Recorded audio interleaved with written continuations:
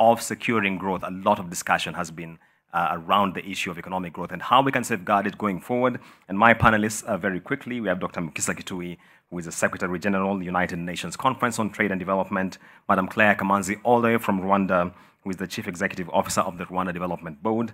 We have Wanjiru Gikonyo, who is the Founding Trustee and National Coordinator of the Institute for Social Accountability. And joining us from Johannesburg, we have Bohani from the ABSA Group, where he heads the working capital as well as trade and sales matters regarding financing, and that will be a part of this conversation. You can be part of this conversation online by tweeting at NTV Kenyatta Mboko JH. We'll be happy to get your feedback on these matters. Kicking off the conversation very quickly with Madam Claire in Rwanda. Not to flog this horse, but Rwanda has been cited as a good case in point of how we can work with data-driven policy action, particularly around a pandemic scenario. How have you done it, and what can we borrow from you going forward when you look at the future of the African economy? Thank you very much, Julian. I'm very pleased to join you from Kigali and all of you in Kisumu.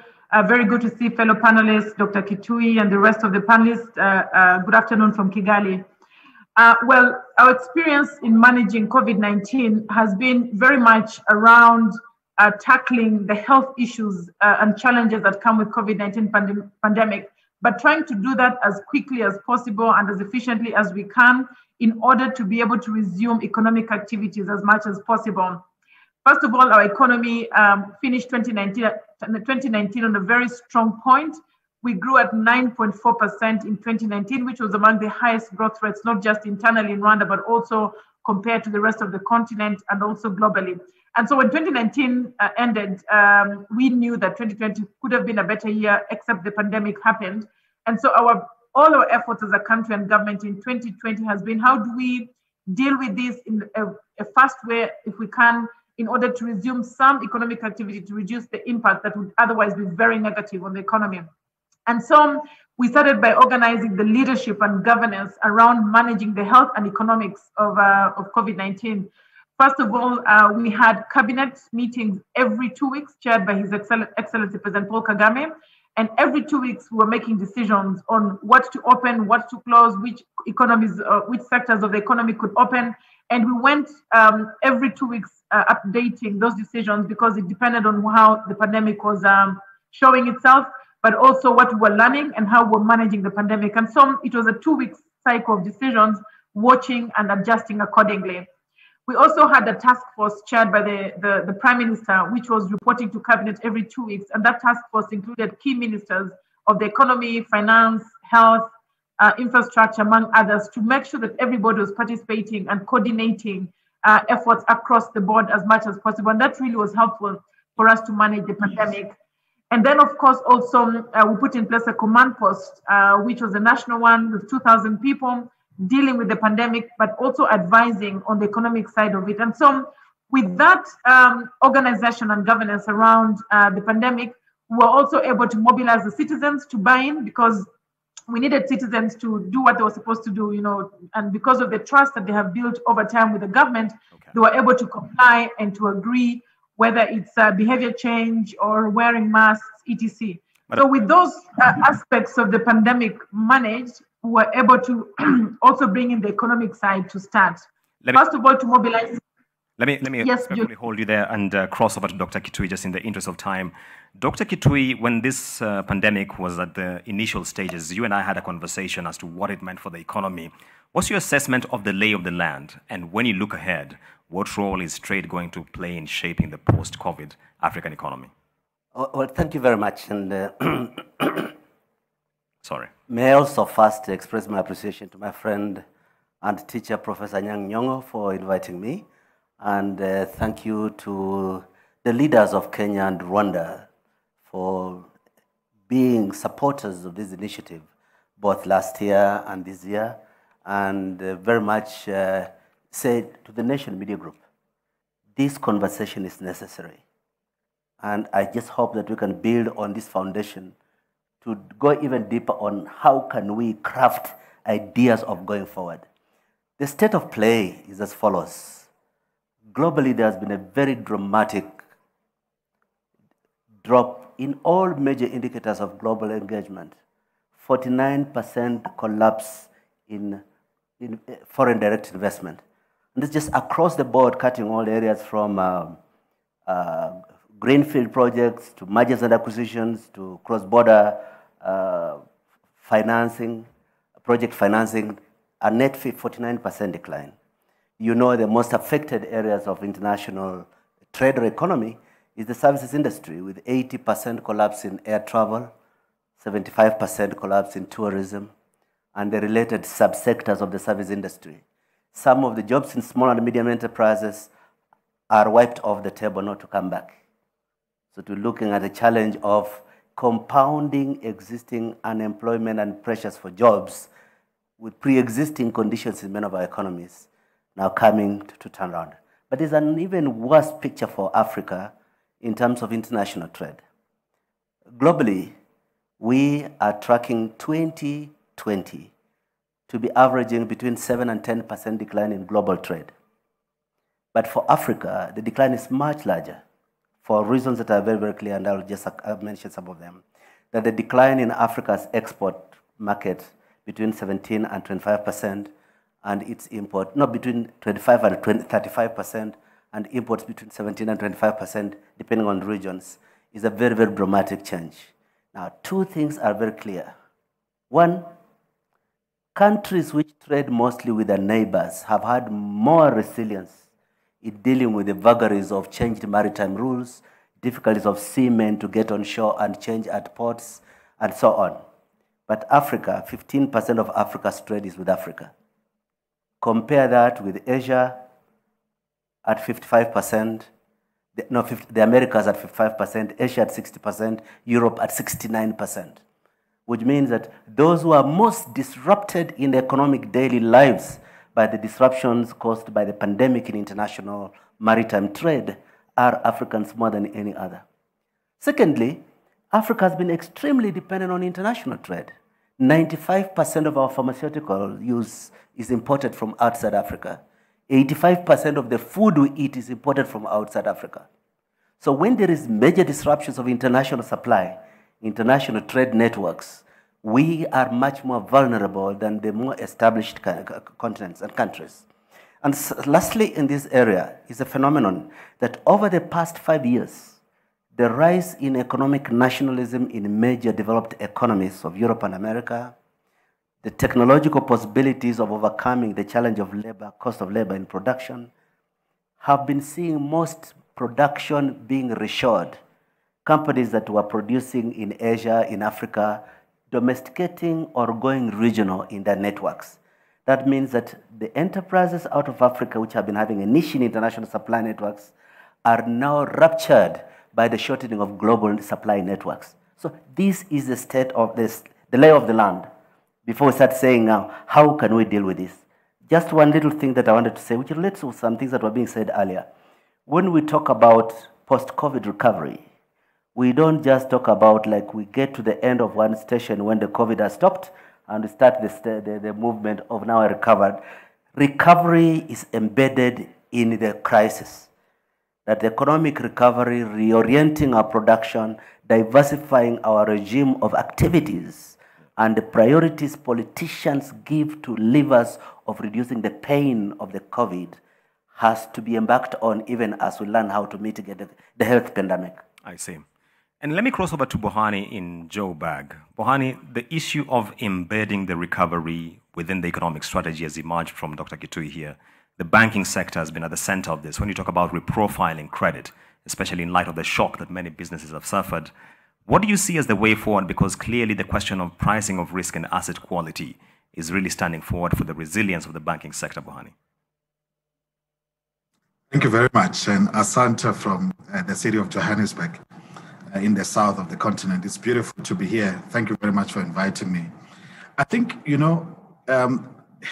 it's probably worth taking a step back. If I was to talk about the current economic conditions and how banking has viewed the current environment, it becomes quite a difficult story. But I think let's delve a little bit into what we are seeing and take a sectoral view, because I think it becomes a much more, clearer story.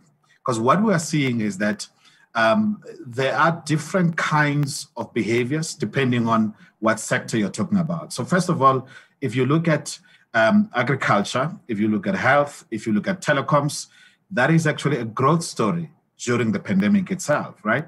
So even from a banking perspective, what you've seen more capital and more support going into those industries.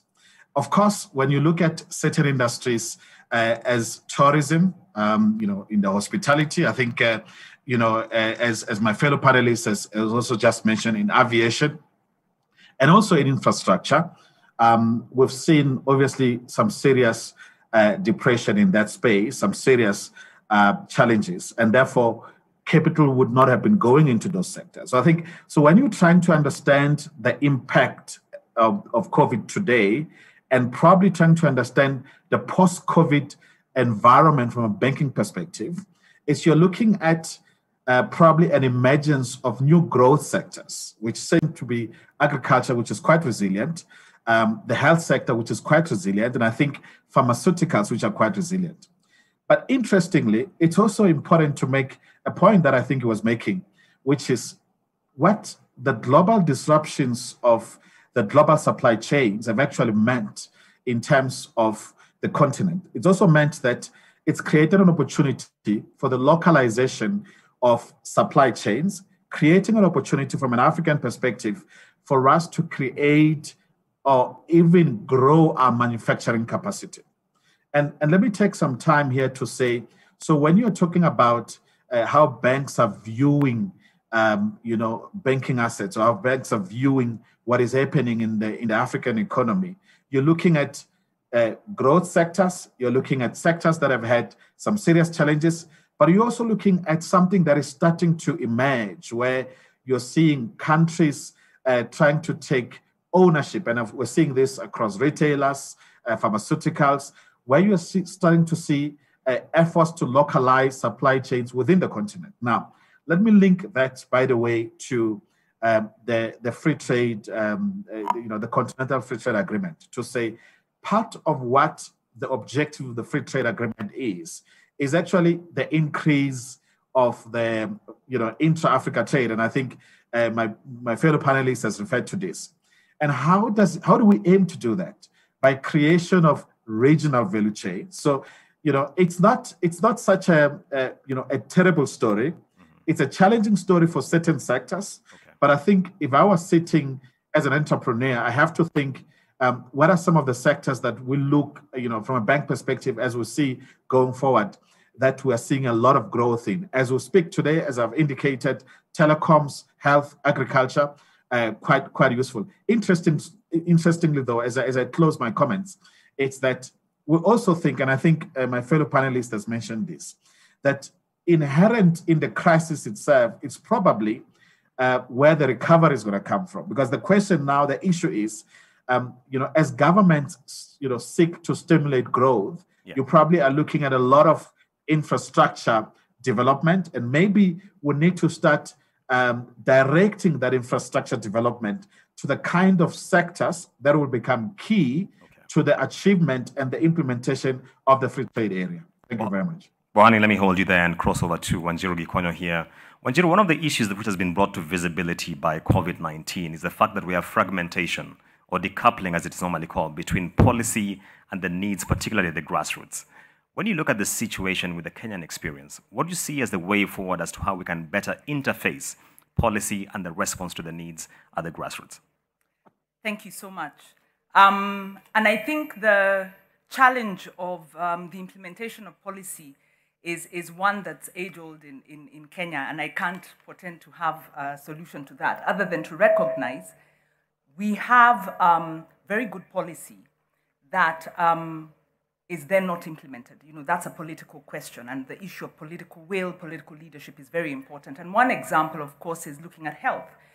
The countries that have responded well and fared well, were most proactive in responding to the crisis, have very strong community health structures.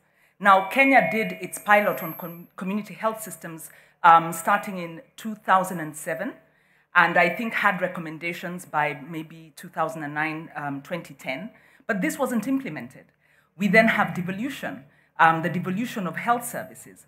But this has not then trickled down into the strengthening of the level 1, the tier 1, tier 2, tier 3 health facilities. So it's very heartening right now that in 2020, the ministry has adopted community health systems policy. But the challenge we have is that at the national level, we are seeing what we call infrastructure fundamentalism.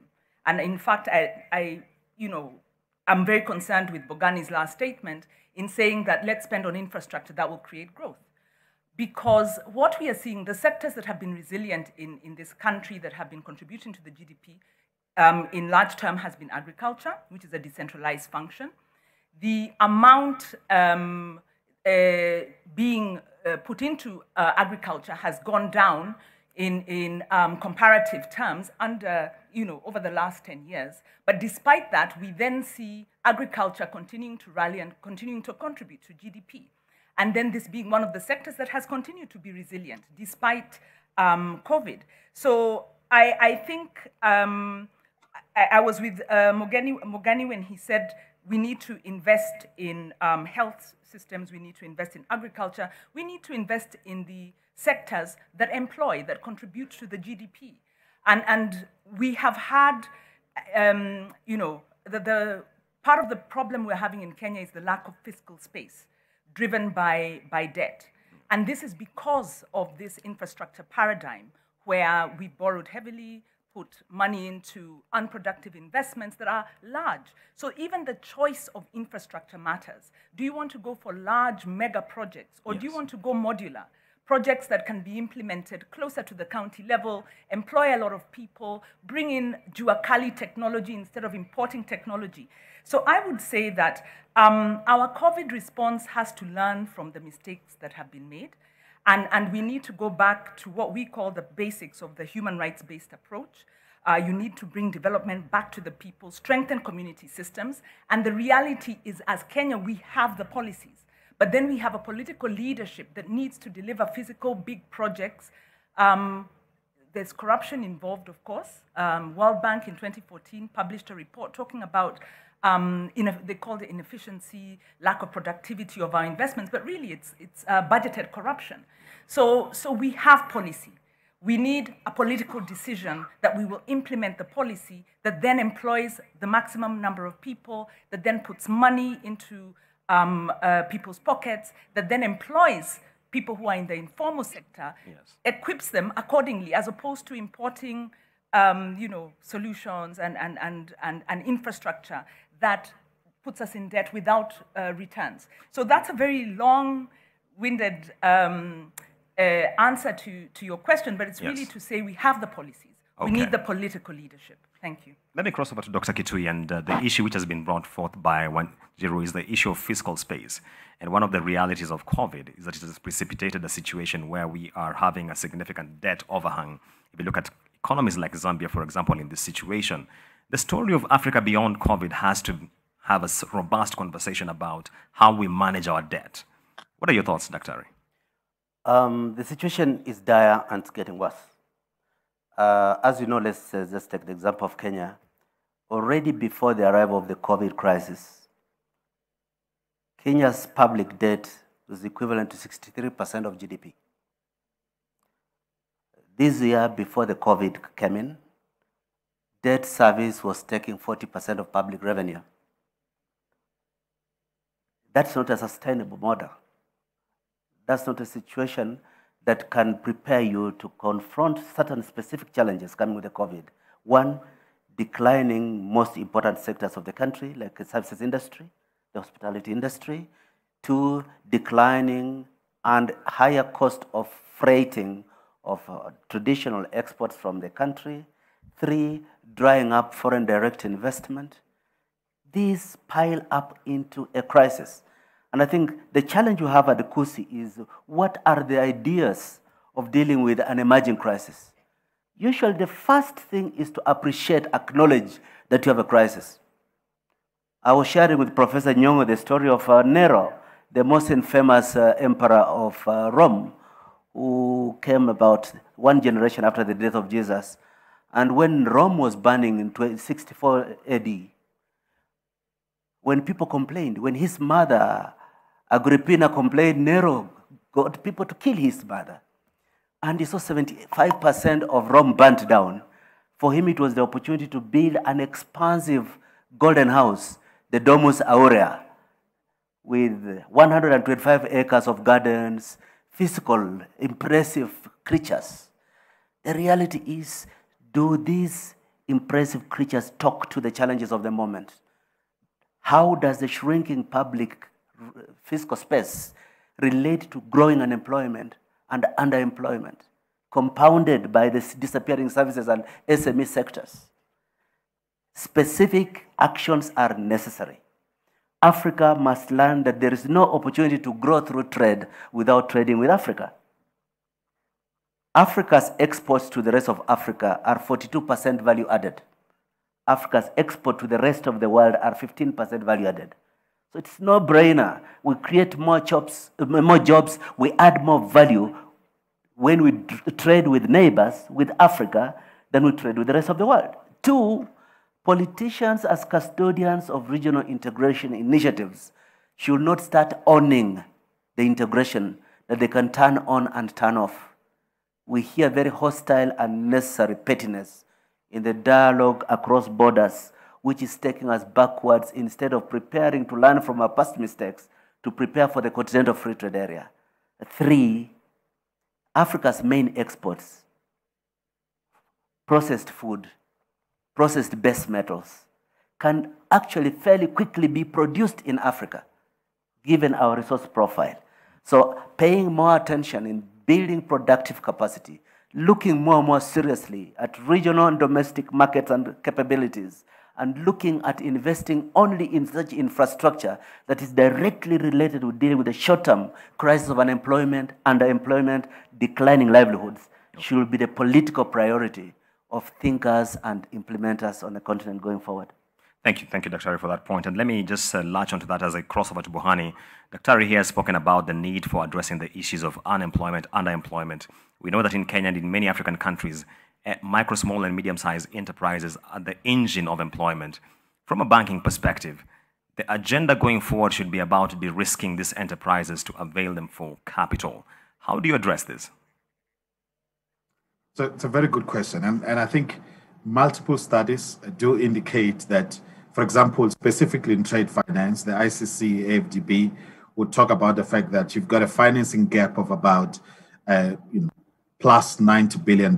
If you look at it holistically across all sectors, it's probably far much more than that. So I think banks do know that this is an issue. Now, one of the things that I think we need to be very good at, it's making sure that we, the working together between commercial banks and development financial institutions, it's something that gets more accelerated, because the best way, at least the working way that we know to be able to, to allow financial institutions to offer more financing to the SMEs, which, by the way, as you're saying, are very critical. And I think studies do show that economies grow the most, through SMEs, and they are responsible for most of the employment. So, from a banking perspective, it's a question of how do we ensure that development financial institutions, or DFIs, are actually working even better with commercial banks. And I think for me, there's a few things that we have to do. One is being specific about the specific sectors, or the sectors that are quite key in the SMEs and are actually linked to Africa's growth agenda, and making sure that we understand those sectors even much more better. And then in addition to that, looking at multiple ways. I think as we speak today, we know that most of the support that comes from the DFIs, or development financial institutions, is actually through guarantees. But I think we need more agile ways. We need better structures to ensure that we can meet the demand of the SMEs, which are largely around credit and financing. So credit and the actual financing itself, and the actual funding itself. And I think out there, we need to find even more better ways. And I think the third thing for me would be we need to be able to use the current digital revolution and the kind of data that exists within the telecom sector and many other players in the economy to be able to assist banks, to be able to make better, faster decisions around SMEs. I think one of the things that as a banker I know, and many bankers would know this, I think there's very little understanding of the risk profile of the SMEs. I'll give a very practical example. It's where you have an SME that is supplying to a big multinational in the country. So whether it's Safaricom, whichever name it is, obviously there is actually an easier way for banks to be able to take risk on those big multinationals and provide financing to the SMEs, providing room for them to continue to supply and grow. So I think what is important, I think three key things for me. One is the use of data that exists today in a lot of digital platforms for banks to be able to make better and faster decisions. That's quite important. Two, the utilization of or a better partnerships between commercial banks and DFIs, because this thing will not be achieved purely by commercial banks. And I think thirdly, most importantly as well, for me, it's linking the growth sectors as identified by various countries, as well as the free trade agreement, with the kind of financing that we can put in place to be able to enable the growth in those sectors. So I think it's a critical component. I think from many financial institutions, our banks as well, APSA included, there's a lot of work that is happening around accelerating financing of the SMEs, because the SMEs are going to be the driver and the engine of this growth that we're talking about. All right. And my director tells me I have about 5 minutes to go, so let me just quickly cross over to 10 and really briefly discuss the issue of accountability. We're discussing the issue of interfacing policy with needs. Now, the question of accountability has really emerged, especially with the expenditure we've incurred in light of COVID-19. How do we strengthen this going forward? Because a lot of questions are still hanging out there as to how we have allocated and used the funds which have mobilized in light of the pandemic. Thanks very much. Now, again, it comes back to the issue of political accountability, because we have a very robust public finance management framework that requires transparency. One of the loopholes is with regard to debt. Before the expenditure happens, in terms of contracting debt, there's a lot of opacity.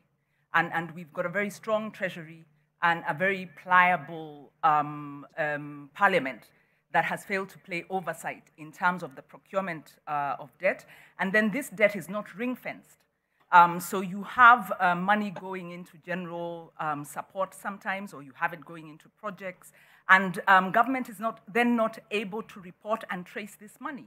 So there's a failure to comply with public finance management. And when we look at it, we say that there's probably a mistake in terms of giving public officers immunity in their professional conduct, and that the clauses for immunity need to be removed so that public officers can be held accountable and liable for making procuring debt at expensive rates for projects that then don't follow due procedure, as we know has happened with SGR, with dams and all of that, so that those particular officers can then be held accountable and not run circles around the courts as happens.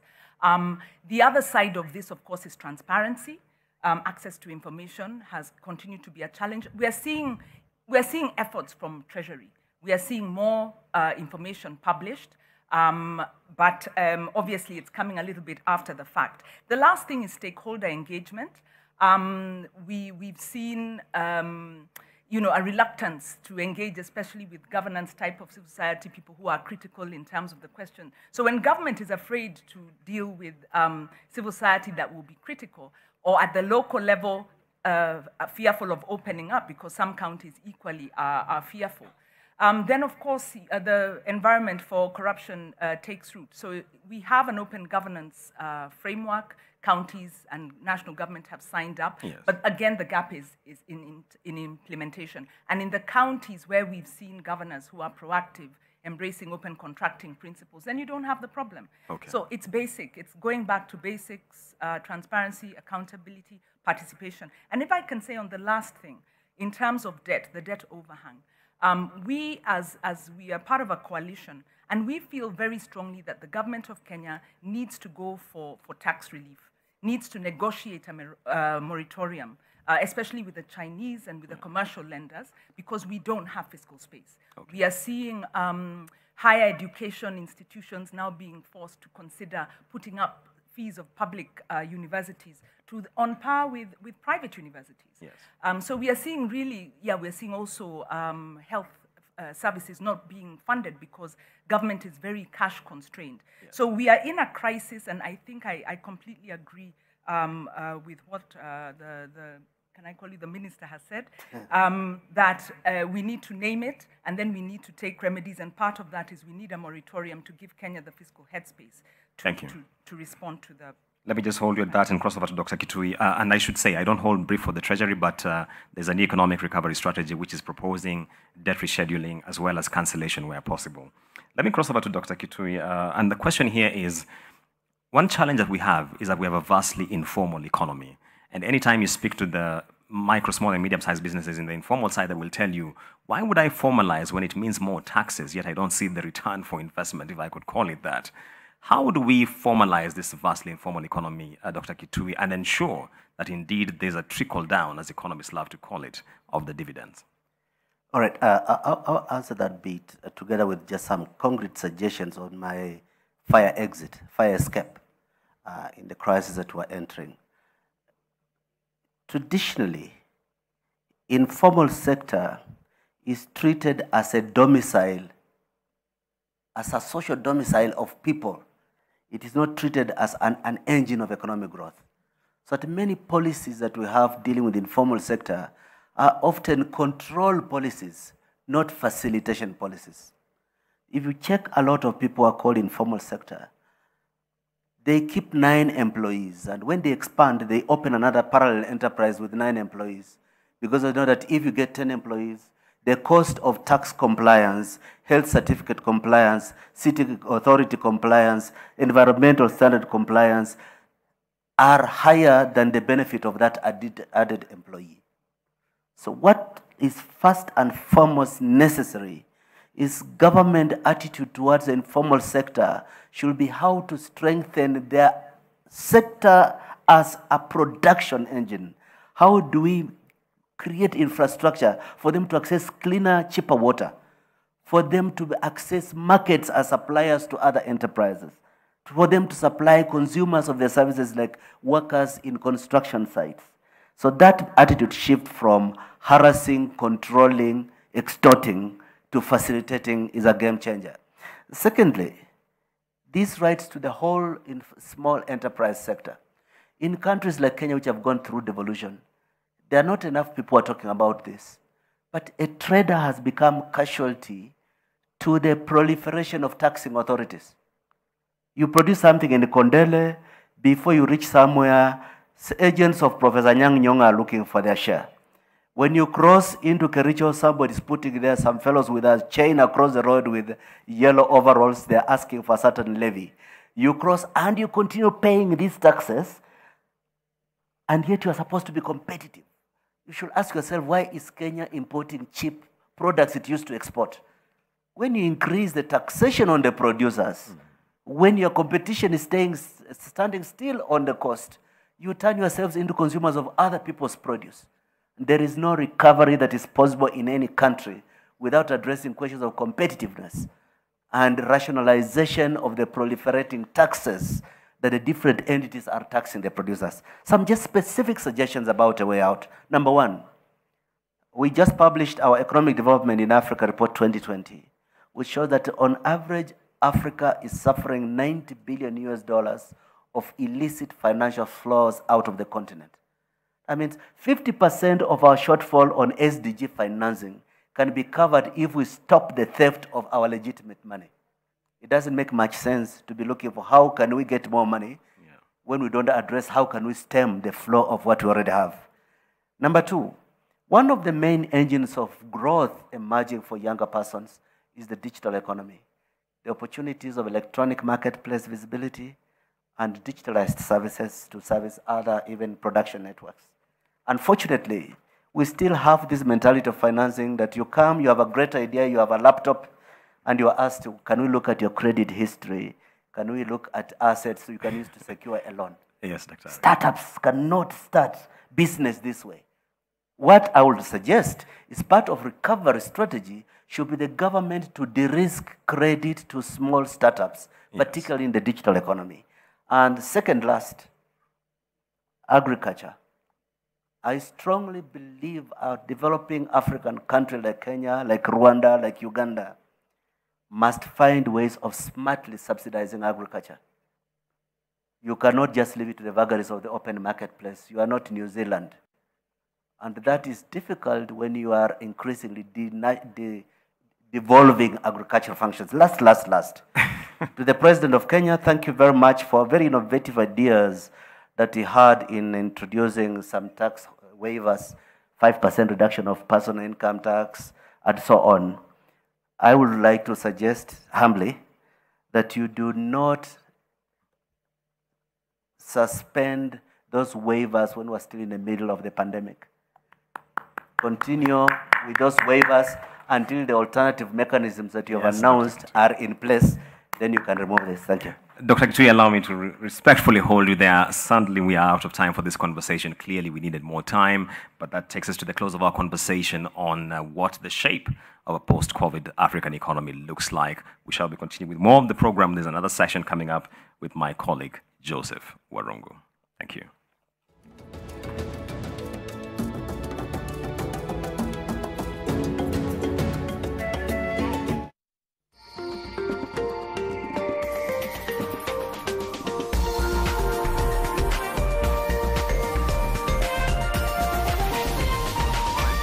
This is NTV.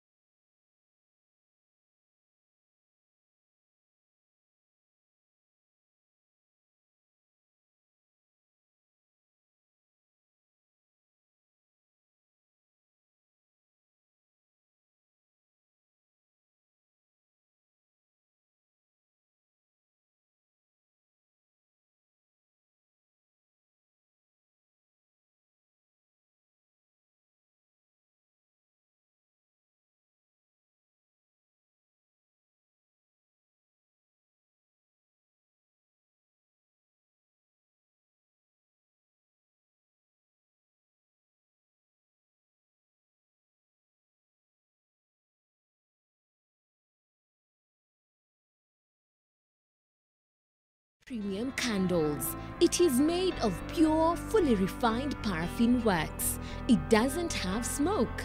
It has long burning hours. It is non-drip. It doesn't smell. Always smile and work with Sumo Candle from Rock Industries Limited. For inquiries, visit our offices at Ndume Road off Lungalunga Road, behind Carton Manufacturers near Sinai Stage. You can also talk to us through 0722 575 619. Did you know at Ruiru Mabati Factory you can open an account and lipa pole pole at your convenience? Did you know at Ruiru Mabati Factory you can get customized sizes according to your roof plan to avoid wastage? Did you know Ruiru Mabati Factory offers free delivery countrywide within 72 hours? To order, call us now on 0111 050 700. Ruiru Mabati Factory, mali safi kwa bei poa.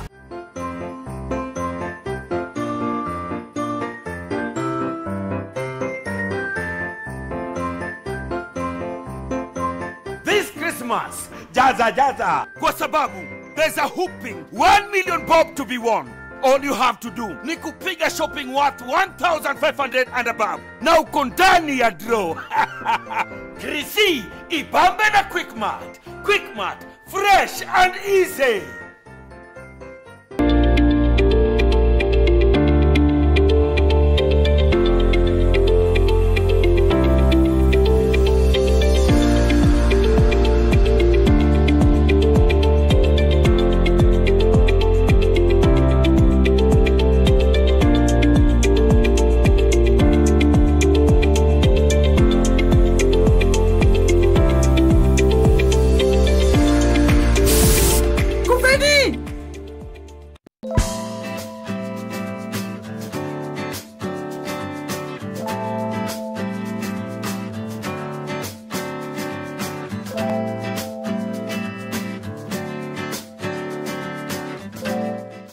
will take nothing for granted and always remember to taste the simple joys.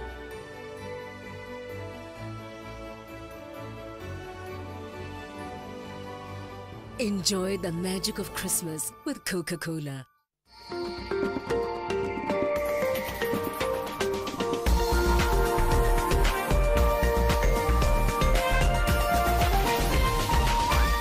This is NTV.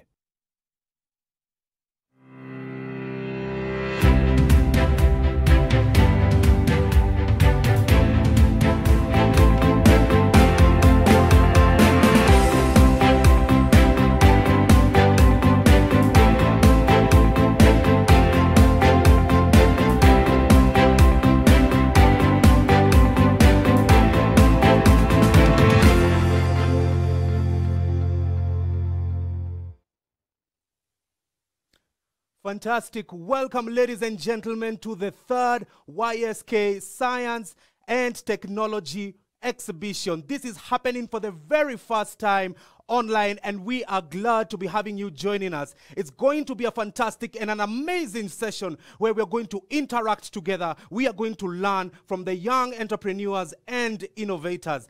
Actually, it's someone who applied science, technology, engineering, and mathematics. And voila, we have this wonderful platform where we can be able to join you virtually. Wherever you are, we appreciate you, and we are glad to have you here for this online exhibition. Do you have a desire to innovate something? Is there something that you have, an idea that you believe that you can be able to harness and grow it to another level? Ladies and gentlemen, this is the platform for you, where you can be able to apply STEM to that particular idea, and you can change the face of this world forever. We want you, young innovators and young entrepreneurs, to leave a legacy here behind us, that you can be able to innovate and implement something that will outlive you. Welcome, ladies and gentlemen, and we have provided a forum. The YSK forum is the best and the most perfect forum that you can be able to use to harness that particular idea.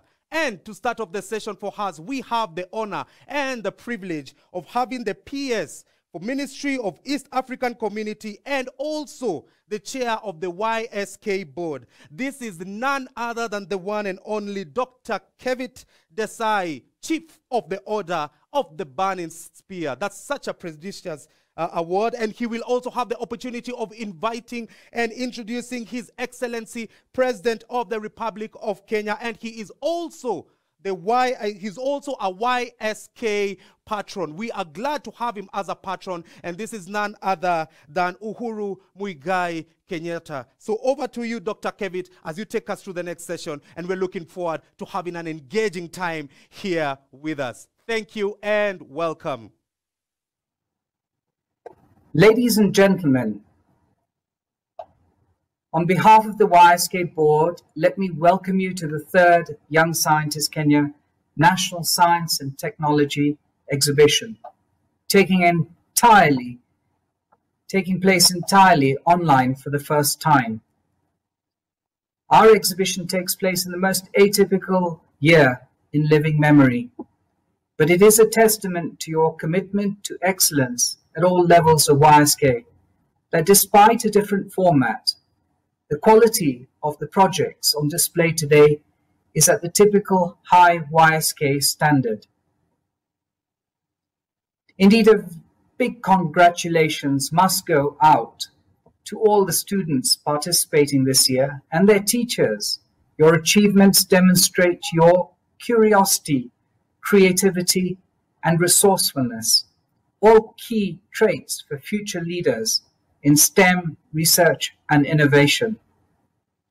This year's virtual exhibition is the culmination of the digital transformation of our outreach and mentorship program, which saw over 31,000 students reached across all 47 counties. Today and for the rest of the week, we will see the brightest students this nation has to offer showcase their projects. I wish you the best during this year's competition. I encourage all attendees to explore this virtual platform and interact with all the features and exhibition booths. There is much to learn and benefit from the content, as well as the talks and engagements that will take place over the next few days. It is now my honor to invite His Excellency President Uhuru Kenyatta, our esteemed patron, to officially open this online edition of the 3rd Young Scientists Kenya National Science and Technology Exhibition 2020. Ladies and gentlemen, it gives me great pleasure to join you to officially open this 3rd Young Scientists Kenya National Science and Technology Exhibition. This year, once again, we celebrate the giants of your generation in science, in engineering, mechanics, and pioneers in innovation. And we do so, unfortunately, this year under the cloud of COVID-19, and so we cannot be physically present as we have always been in previous years. But as your patron, I continue to be very proud of the remarkable way in which you have adapted to the challenging circumstances that we face. By moving this exhibition online, you have shown the vibrancy of digital technology and its ability to offer safe solutions to our pressing challenges. I note with satisfaction that students from 22 countries are participating in this exhibition online, safely and remotely. And participants are drawn from both public and private schools and our rural and urban regions. I am encouraged to note that the participants represent the full spectrum of our diversity as a country and as a continent. But particularly heartening is the participation of 2 special needs schools, despite this year's constraints, demonstrating truly that disability is not inability. This year's edition has therefore the added distinction of serving as a testament to your dynamism, adaptability, and resilience. You continued to undertake your research. You collaborated remotely despite the COVID-19 pandemic.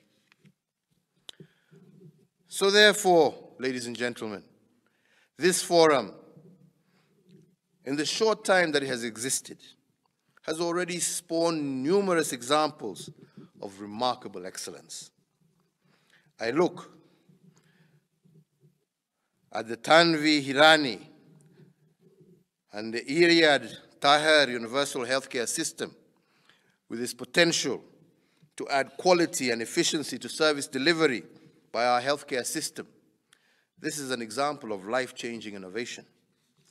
I am also delighted to hear that as overall Young Scientists Kenya winners, Hirani and Tahir traveled to Dublin, Ireland last January to take part in the British Telecom Young Scientists Ireland exhibition. I am also delighted to learn that we have a young Brenda Gedenji, a winning student from Darajar Academy, has been offered 2 full university scholarships following her success at this exhibition. She worked with Sophia Ndunge on the homemade lift pump project that saw them finish as overall runners-up. I also salute these 2 young ladies, Brenda and Sophia, for demonstrating that our women can excel in any profession and that the science field is not just a preserve for men. I also recognize and congratulate David Mogo, Daniel Madia from Machakos Boys High School for the road-based electrical generator innovation, and Isaac Mwendo and Kimani Kamau from Nova Pioneer Boys School, who created the state-of-the-art cybersecurity software. I am informed that the 2 outstanding innovations are currently being reviewed for intellectual property protection by the Kenya Industrial Property Institute. Ladies and gentlemen, equally exciting is Ahmed Lukman's voting app, which promises to increase efficiency, security, and transparency of our electoral process. This innovation impressed not only the young scientists of Kenya, judges, but also the panel of investors from KCB Lions Den, earning Mr. Lukman an award for the Young Scientist of Kenya and a commitment of support from Kenya's business leaders. These, indeed, and all other successful stories should serve as a continuing inspiration to all of us. They show the importance of nurturing our young people and affording them the platform to showcase their talent, their ideas, and their innovation. I firmly believe that one of the great global inventions will be one whose roots lie in the fertile soils of this exhibition. This year, projects cover crucial areas in agriculture, technology, health, energy, and science and technology, engineering, and mathematics inclusivity, as well as timely projects that respond to the COVID-19 pandemic, and also projects that helped to seek that we realize our Big Four agenda. Delivering this forum is truly an impressive achievement. And I therefore want to once again commend the efforts of the Ministry of Education, the Advisory Board of Young Scientists Kenya, and the hard-working Young Scientists of Kenya Secretariat for your continued excellent and fantastic work. I want to once again renew my appreciation and thanks to the Government of Ireland through its embassy here in Nairobi and the British Telecom Young Scientists Ireland for the support extended to the Young Scientists Kenya and for facilitating the organization of this competition. You have proved to be true partners, not just to our young people, but to the entire Kenyan population. I also wish to pay tribute to the many teachers, volunteer judges, and mentors who have been so generous with their time, their insight, and experience. Through your efforts, the next generation of Kenya's excellence is coming to the fore. Ladies and gentlemen, a complex competition such as today's does not take place without financial, technical, and other support. With that in mind, I wish to warmly appreciate Safaricom and the Irish Institute of Physics and all private companies and stakeholders who gave so much support to make this exhibition a success. Your generosity is truly appreciated.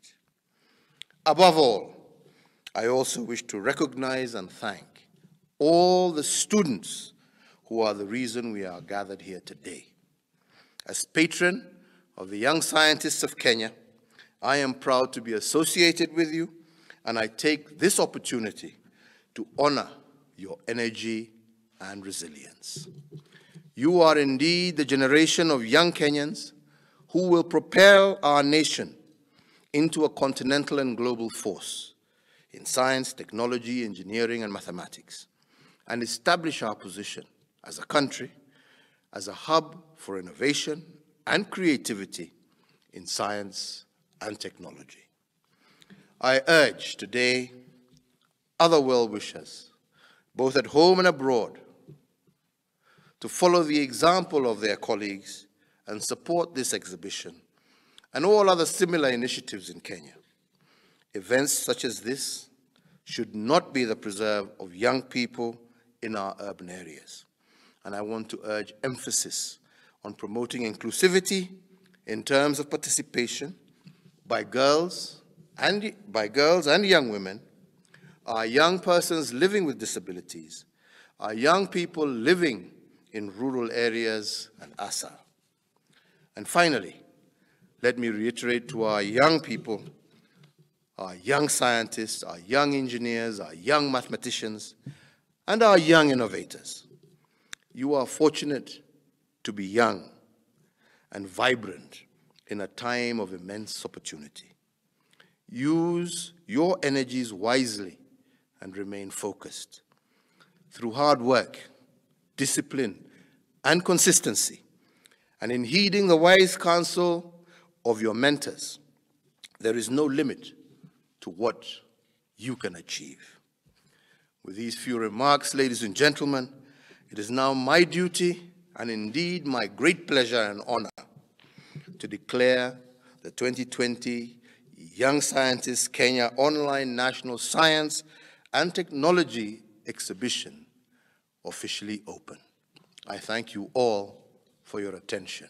May God bless you and may God bless Kenya. Uhuru Kenyatta is the patron of the YSK initiative. I therefore today challenge our young innovators to make their contribution to the accelerated realization of the Big Four agenda by coming up with innovations and technologies that can transform the lives of ordinary Kenyans. The future is in science and technology. Don't run away from it, embrace it. We were able to come up with a project known as the Universal Healthcare. In order for the user to use our system, he or she is required to register. Once they register using this registration form, they are required to log in. And so, in the whole, the challenges from climate change, food security and crime, through to healthcare and disability, your projects really demonstrate ingenuity, resourcefulness and compassion for your fellow citizens. And I want to recognise each and every student who participated. Outreach and mentoring, exhibition, where the students showcase their skills, and the boot camp, where they receive professional support.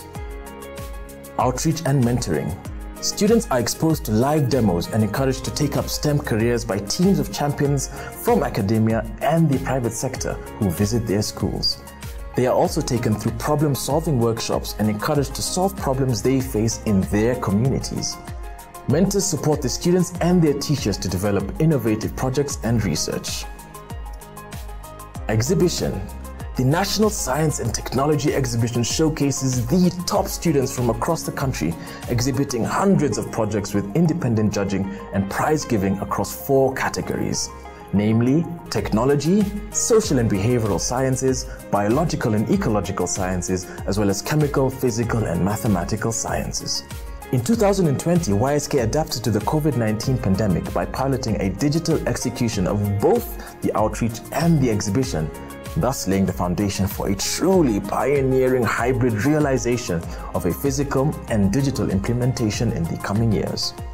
The bootcamp, our third pillar, is where winners are given business mentorship and training to further develop their projects and are linked with industry leaders, the private sector, and academia. These projects and innovative ideas are key to supporting the government of Kenya in its development objectives.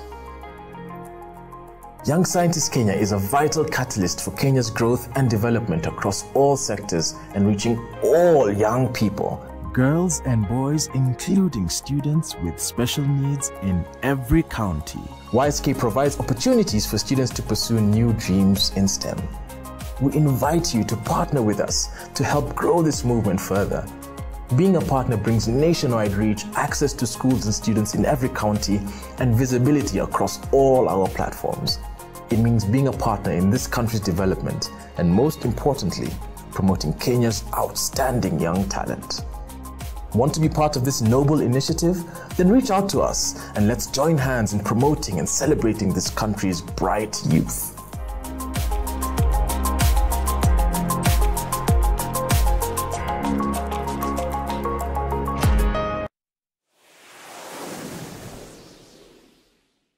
My name is Lydia Ngeshi. I come from Morera Secondary School. I'm from Kiambu County and I'm in Form 3.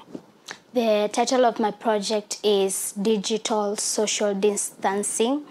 It actually focuses on the new situation that we are facing, the COVID-19, and it's a much easier way of interacting and socializing physically but in a safe manner. This is my first time in participating in the YSK, but I have In previous occasions, I've actually been participating in the AKSF. My experience this year in working on my project was actually kind of difficult because of the coronavirus and because of the safe measures that we have to take and partake during our day-to-day lives. But we were actually able to come up with a project in a safe manner, and it actually worked. The lesson that I learned this year was actually quite interesting. It was quite difficult on the other side, but on the other side, it was actually okay for me since we had to cope with our new situation, the coronavirus and everything around us. Thank you so much, Lydia Wangeshi. We were glad to have you here and just to hear about the amazing projects that you're doing. I'd like to also just concur with what His Excellency, the President of the Republic of Kenya, said, that this is not a space that is just dominated by men, but the ladies are coming up and they are definitely doing a fantastic job. We are glad to hear that, and we're looking forward to many more. Did you also hear about the various projects and awards that happened in 2019 as the President was taking us through? Ladies and gentlemen, you should look forward to what is coming up in this particular year and also next year. We have amazing projects that have been lined up. It's all about STEM, it's all about innovation, and it's all about building young entrepreneurs and innovators. Let me tell you, ladies and gentlemen, STEM is the new cool. I wanted to be a cool kid, but STEM definitely is the new cool. So take it up, harness it, run with it, and be the best that you can definitely be. We have the pleasure of having Patrick. He is Chief Executive Officer and co-founder of Stripe, a technology company that builds economic infrastructure for the internet. After experiencing firsthand how difficult it was to set up an online business, Patrick and his brother John started Stripe in 2020. Their goal was to make accepting payments on the internet simpler and more inclusive. Today, Stripe powers millions of online businesses around the world. In 2016, he was named a presidential ambassador for global entrepreneurship by President Obama. This man is legendary, and we are looking forward to getting a lot of wisdom nuggets from him. Thank you once again, and welcome, Patrick Collison. Hey folks, greetings from California. I'm Patrick Collison, and I'm one of the co-founders of Stripe. I'm very glad to be recording this. I have very fond memories of my time in Kenya and in Nairobi, and actually one of Stripe's earliest engineers grew up in Nairobi and led a lot of our early international expansion and built a whole bunch of the functionality that was required in order for us to expand. And then of course recently we're very excited to acquire Paystack, and so we're looking forward to building more in Africa. The Young Scientist was a quite important part of my upbringing and the sort of set of experiences that eventually led to me coming to the US for college and eventually founding Stripe here in the US. And so I'm really delighted that you all have the chance to participate in it. I just have three very simple messages. The first is I grew up in a very rural part of Ireland. And it was so far from any city that it was difficult for us to get internet access. I had to sort of convince my parents eventually we should go get this really expensive, for us at the time, satellite internet connection. But for many years I had to read books about the internet, but we couldn't actually get access. But as I look back on that period, I really feel like being some steps removed, not being in the US, not being in the UK, and being an outsider was actually very helpful. It gave me a different perspective on things, and it gave a kind of self-confidence where you get used to forming your own opinion, your own view, and not being steeped in all of the same mindsets that people in other parts of the world potentially are. And so maybe you feel occasionally, at least as I did, that by not being in the US or the UK that you're at some kind of disadvantage, and maybe in some ways you are, but I think in just as many respects it's actually an advantage. And so I think it's really worth taking advantage of that and taking advantage of this time for you to really form your own worldview. That's number one. The second thing is the work that I did for the Young Scientists didn't directly lead to Stripe and everything we've done subsequently, but it kind of did. Stripe is a very developer-centric product. You know, we really care a lot about APIs and how to make, you know, a developer platform that's easy to build on. And one of the early big projects I pursued, you know, that touched on that was the project that I submitted to the Young Scientist competition. And so even though you're in school, you know, sometimes the adults around you, or at least sometimes the adults around me, they didn't take seriously the idea that you could actually do really good work. You know, they didn't take seriously the idea you could do something much better than just a little school project. And so I guess I'd like to tell you, you can do top class, important work, and you know, I'd encourage you to aspire to that. And then number 3, and 2020 has been a good example of this, science and technology is the most important story in the world. You know, the headlines always tend to focus on this controversy or that political event, or, you know, this happening over here. But when you zoom out and you look at the world on a multi-decade time horizon, on a multi-century time horizon, most of the political events fade away, and what really matters is the invention of the steam engine, the invention of electricity, the invention of the jet engine, the invention of the vaccine, the invention of the internet. And so if you're here at the Young Scientist exhibition, you clearly care about science and technology, and I'd really encourage you to continue with that, because there is literally nothing else in the world, or at least in our progress as a civilization, that's more important. So very best of luck to all of you. All right, thank you so much, Patrick Collison. And first of all, I want to emphasize that he won the Young Scientist Award in Ireland, and this was an opportunity for him to just grow, and it propelled him to leaps and bounds. So I want to encourage the young viewers that are out there. This is an opportunity for you to go and make it and add a legacy to your names, all right? So welcome, ladies and gentlemen. Once again, we are back here to the 3rd YSK Science and Technology exhibition, all right? And we are glad to have you. This is happening for the very first time online. We have lined up a fantastic panel for you. And one of our panel speakers, this is Brenda Nyaringita. She is a software engineer, Africa's.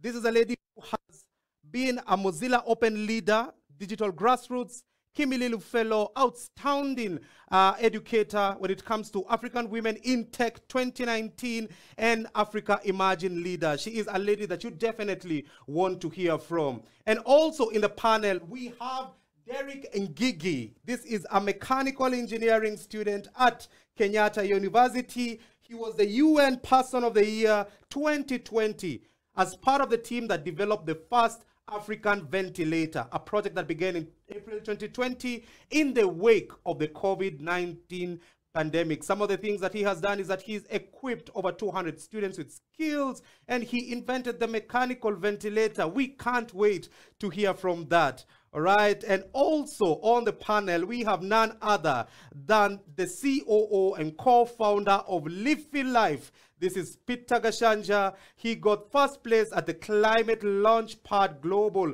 Grand Final, the business ideas competition. This is a gentleman who has a love for science and German cars, and he has an interest in nanochemistry, where we are going to a place where we can be able to create something new, all right? And we are glad to have you here, ladies and gentlemen. All right, thank you so much for joining us. Thank you for making time. We are glad and honored to be having such talented individuals who are making a difference. And we're looking forward to also seeing some of you who are watching us there to be part of this particular, to be part of this particular panel, all right? Thank you so much, and we are glad to have you here. Okay, so I'll just start maybe with a small intro. You can just tell us your name and tell us what you're looking forward to in this particular panel discussion.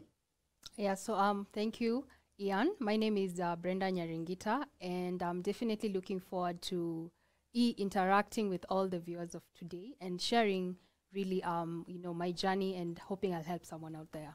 Yes. All right, fantastic. We're glad to have you here, Brenda. So over to you, Derek. At least say hi to the viewers, and maybe we can just get to hear how your voice is. Probably you have a voice for radio, and we do not know that because you are multi-talented. But over to you, Derek. Okay, thank you very much, Ian, for that. So a wonderful intro. My name is Derek Ngigi, and I'm very excited to be here to inspire, because I know there's a lot of talent, and we need to inspire people for us to develop STEM skills in our country. Thank you. All right, fantastic. We're glad to have you, Derek. And over to the COO and co-founder of an amazing company. This is none other than Peter Gashanja. Peter, tell something to the viewers, just say hi and what you're looking forward to, especially in this particular discussion.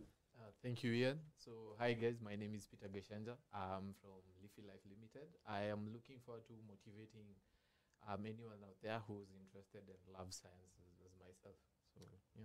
All right, fantastic. We're glad to hear you, and we're glad to have such an amazing team. I'll just stand over to Brenda, and I just want to find out from Brenda, and maybe in the shortest words possible, all right? What hard and soft skills are important for success, especially when it comes to innovation? So first of all, with hard skills, based on my background, is anything that has to do with computer programming. All right. Those are skills that will take you far. And for the soft skills, you definitely need to be a team player. So teamwork comes in very, very handy.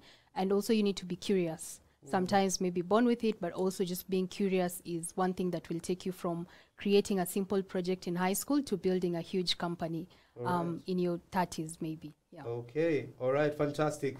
Not only on your 30s, but also in your 40s and also going on. Yes, going forward. All right, fantastic. I know that Brenda has a key element when it comes to success. She always has a desire to be the very best and to be the first person in that particular agenda. So we are glad to hear from you that. And also maybe I can just ask Peter, what would you recommend one to learn, especially in this particular journey? I know one thing about Peter is that he really upholds mentorship. He is passionate about it, and he's a teachable individual. And ladies and gentlemen, we all have to be teachable to be able to apply STEM and innovation in our various desires and dreams. But I know that is one thing that Peter is extremely passionate about. So what are the things that you can learn, especially in this particular journey?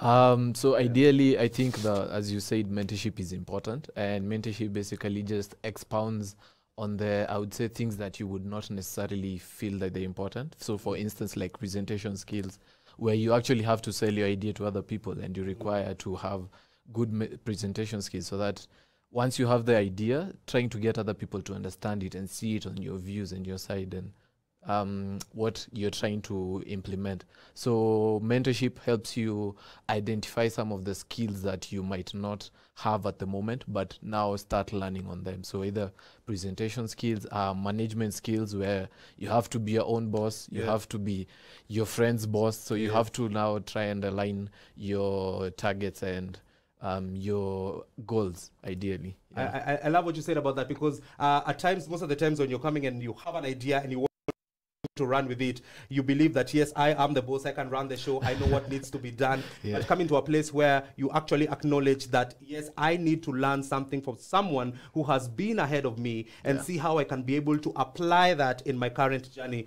to be able to be successful. So that's amazing to hear. And I know, Derek, you have been mentoring quite a number of people, especially university students, when it comes to engineering. And I know that you're also passionate about robotics. So just tell us also a little bit more about the mentorship program, because one thing that I appreciate about this particular forum is that it builds the leaders, and the leaders are coming back to the young people, by the young people, for the young people, and giving back to the community. So maybe you can just tell us a little bit more about that kind of mentorship and how that has been for you.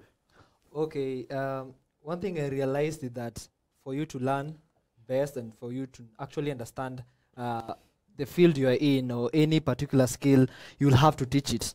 Is the learning phase and the teaching phase. So that comes in mentoring, and it is very, very, I appreciate mentoring because it assists other people to grow.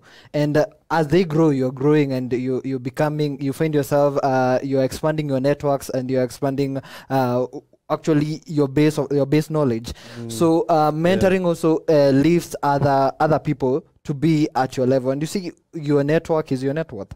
Yes. So that's why I love mentorship, and giving that sense of direction to the people that you are looking into, maybe robotics, growing our country and bringing all that pool of skills together, getting people with different perspective, because that is what mentorship brings in. You find that I never got to see this perspective, but somebody in the crowd saw it and oh yeah. You can be able to apply that also. Yes, Ian. I love what you said about the best way to be able to remember something is by teaching someone, that it actually sticks twice as hard whenever you go and do that. And you can be able now to give a platform to other people because you are being given that platform, and you can be able to raise the leaders for the young people, by the young people. I totally love that. And Brenda, are there any ladies that you are mentoring, other young people that you're mentoring in this particular field that you're in? Yes, for sure. So one of the organizations that year by year I do take at least one lady to mentor is called Akira Chicks. And so it goes from all the way from mentoring them in programming and even the soft skills that I mentioned, like how do you ace that technical interview, or you're looking for an internship, I help them revamp their CVs and all that. And just as you said, to teach is to learn twice, and to learn twice is to master and be the master. So I definitely take up ladies, and even just to encourage them, because sometimes ladies need a bit of push just to get into the field. Unlike guys, guys are very strong in saying like, I can do this, but ladies fear, even if they are really, really good at it. So that's definitely like a full-time job. Fantastic. There's something that she has said that is a punchline that needs to be on your Twitter handles. The master. To be the master, you need to be the master. Just say that again. Just say that again for the viewers. Okay. That's an amazing punchline. We definitely need that on Twitter. Yes. So to teach is to learn twice, and to learn twice is to master and be the master. Ah, fantastic. Yes. Icing on the cake and the cherry on top. Be the master, teach, learn twice, be the master, and go and do amazing things out there. I know definitely it's not a rosy journey. It's quite a challenge. It's a bit rocky. And at times we find ourselves where we try to look at the environment and we feel that we have failed in a particular area, all right? So maybe I'll just go over to Peter and just ask him your own definition of failure, all right? And is there an instance where you felt that I have failed and I'm going to throw in the towel? As they usually say that leaders have to tap themselves at the back, because at times there's no one who's really encouraging you. And leadership definitely is not for the faint-hearted, but thank God to STEM and the YSK platform that helps us, mentors us, and builds us to become better. So Peter, what is your definition of failure? I know we all have different definitions of failure, and maybe you can even tell us, is there an instance where you felt, I haven't achieved what I really wanted to achieve? How did you feel about that? And maybe we can learn a thing or two from you. Thank you, Ian. So basically, so I've always applied to grants since I met my mentor who was in campus. So ideally, grants are these projects where you just apply and apply different techniques and innovations to try and solve a specific problem. So for me, I would say that the fact that I applied to so many and I really didn't get positive feedback from so many, I think that for me would be like a failure, I would say. All right. But I think for me, how I would say failure would be not trying. Because even with the failing, even with getting the negative feedback, you still get to build on the idea that you were told. So they either tell you, so you either go back to the drawing board and see, so that the problem that, however, I targeted the wrong place or the wrong point in this problem. So I needed to like maybe re-clarify my point and stuff like that. So ideally, I would say the applications that we made and got negative feedback from propelled us to where we are now. Because now I understand most of the projects better. I understand innovation better than when I started. So ideally, maybe not trying would be failure, because I try everything. Even if I get negative feedback, you always learn something from it. All right. So, fantastic. I love what you said about not trying is definitely the failure. We know that when it comes to STEM and when it comes to engineering, mathematics and all that, and especially in the IoT and AI space, we know that it's a highly male-dominated platform. But we're seeing ladies that are coming up here, like Brenda and the rest. So I like that if you don't try, that's actually a platform for you to fail. But maybe let's hear also from the lady and tell us a little bit more about what is your definition of failure? And is there an instance where you felt that I didn't achieve or I didn't get what I really wanted to get? And how did you bounce back from that? Mentally and also just emotionally, yes. So failure for me is when I first set those number of goals but then I try to reach them and I really don't, or I have this huge expectation in my mind, which I always almost do, and then I don't reach it. And this has been like, if I can give a small story of my third internship while in campus, I spent the first almost 1 month feeling like a failure, feeling like I was not meeting the kind of work that I was being asked to do, which was programming work. In fact, I remember telling myself that I'm going to get fired. People don't get fired from internships. So that for me was the biggest. I felt like every day I was a failure. And then later someone came to tell me this is actually called imposter syndrome. So just feeling like an imposter, that you don't belong, that you're a fraud. And how I eventually bounced from that, the first thing was mentors and having someone to remind you that, hey, you're doing great. At the level that you are in, you're doing very, very well, and just keep going, you know. And they told me that trust the process, and that's one thing that I've always stood. So whenever you're feeling that you failed, be it your exams or something that you applied to, just having that mentor to remind you that you're doing good. And then eventually I started seeing the results. And even mentors, the good thing is that they keep, you know, as you said, patting you on the back, like, you're doing good, keep going. And so that encouraged me every single day to keep coding, even when I thought I'm going to be fired from the work. Right, fantastic. Thank you so much, Brenda. I was actually even just watching a clip in the morning, and I was seeing that the young kids in China are also just learning coding at a very early age. So I believe that we are in the right place, especially with the YSK platform, and just applying the principles of STEM, we are on the right place. And as I say, that the journey is the reward.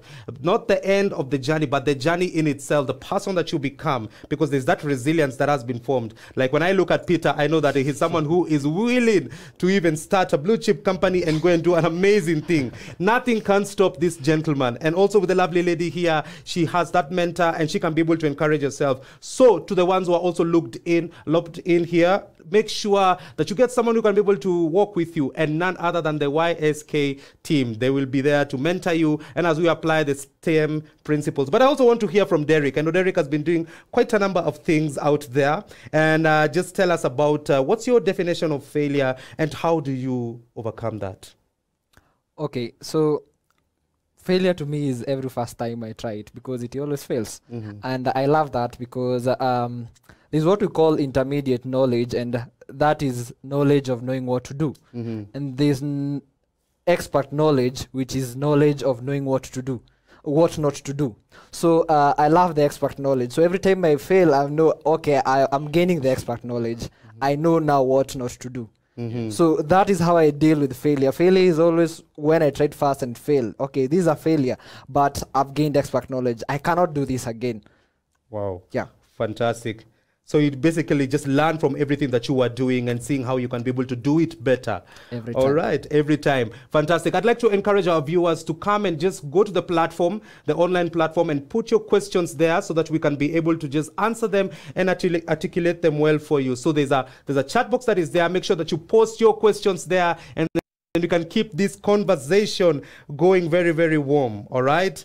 So let me just go back to Derek and just ask him, how do we encourage people to join STEM and just to apply STEM? I know you're a mechanical engineering student, and I know there are other young people who would say, I'd rather do languages, I'd rather do this. But there's an importance of applying the STEM principles. So maybe you can just take us a little bit more about it and just show us maybe the diversity that is there. Because I know you're definitely doing so many things, and also you'll tell us a little bit more about the projects that you have implemented. But how diverse is STEM? And is it something that we should embrace and be warm to? Like a lovely lady, a beautiful damsel in distress. Can I be able to approach STEM in that particular manner? So over to you, Derek, as you take us through that. Actually, you can approach STEM in that manner. Nice. Because in every problem, there's a beauty. And we have problems everywhere, beginning, be it in the medical field, be it in the chemistry field, be it in the marine field, traffic field,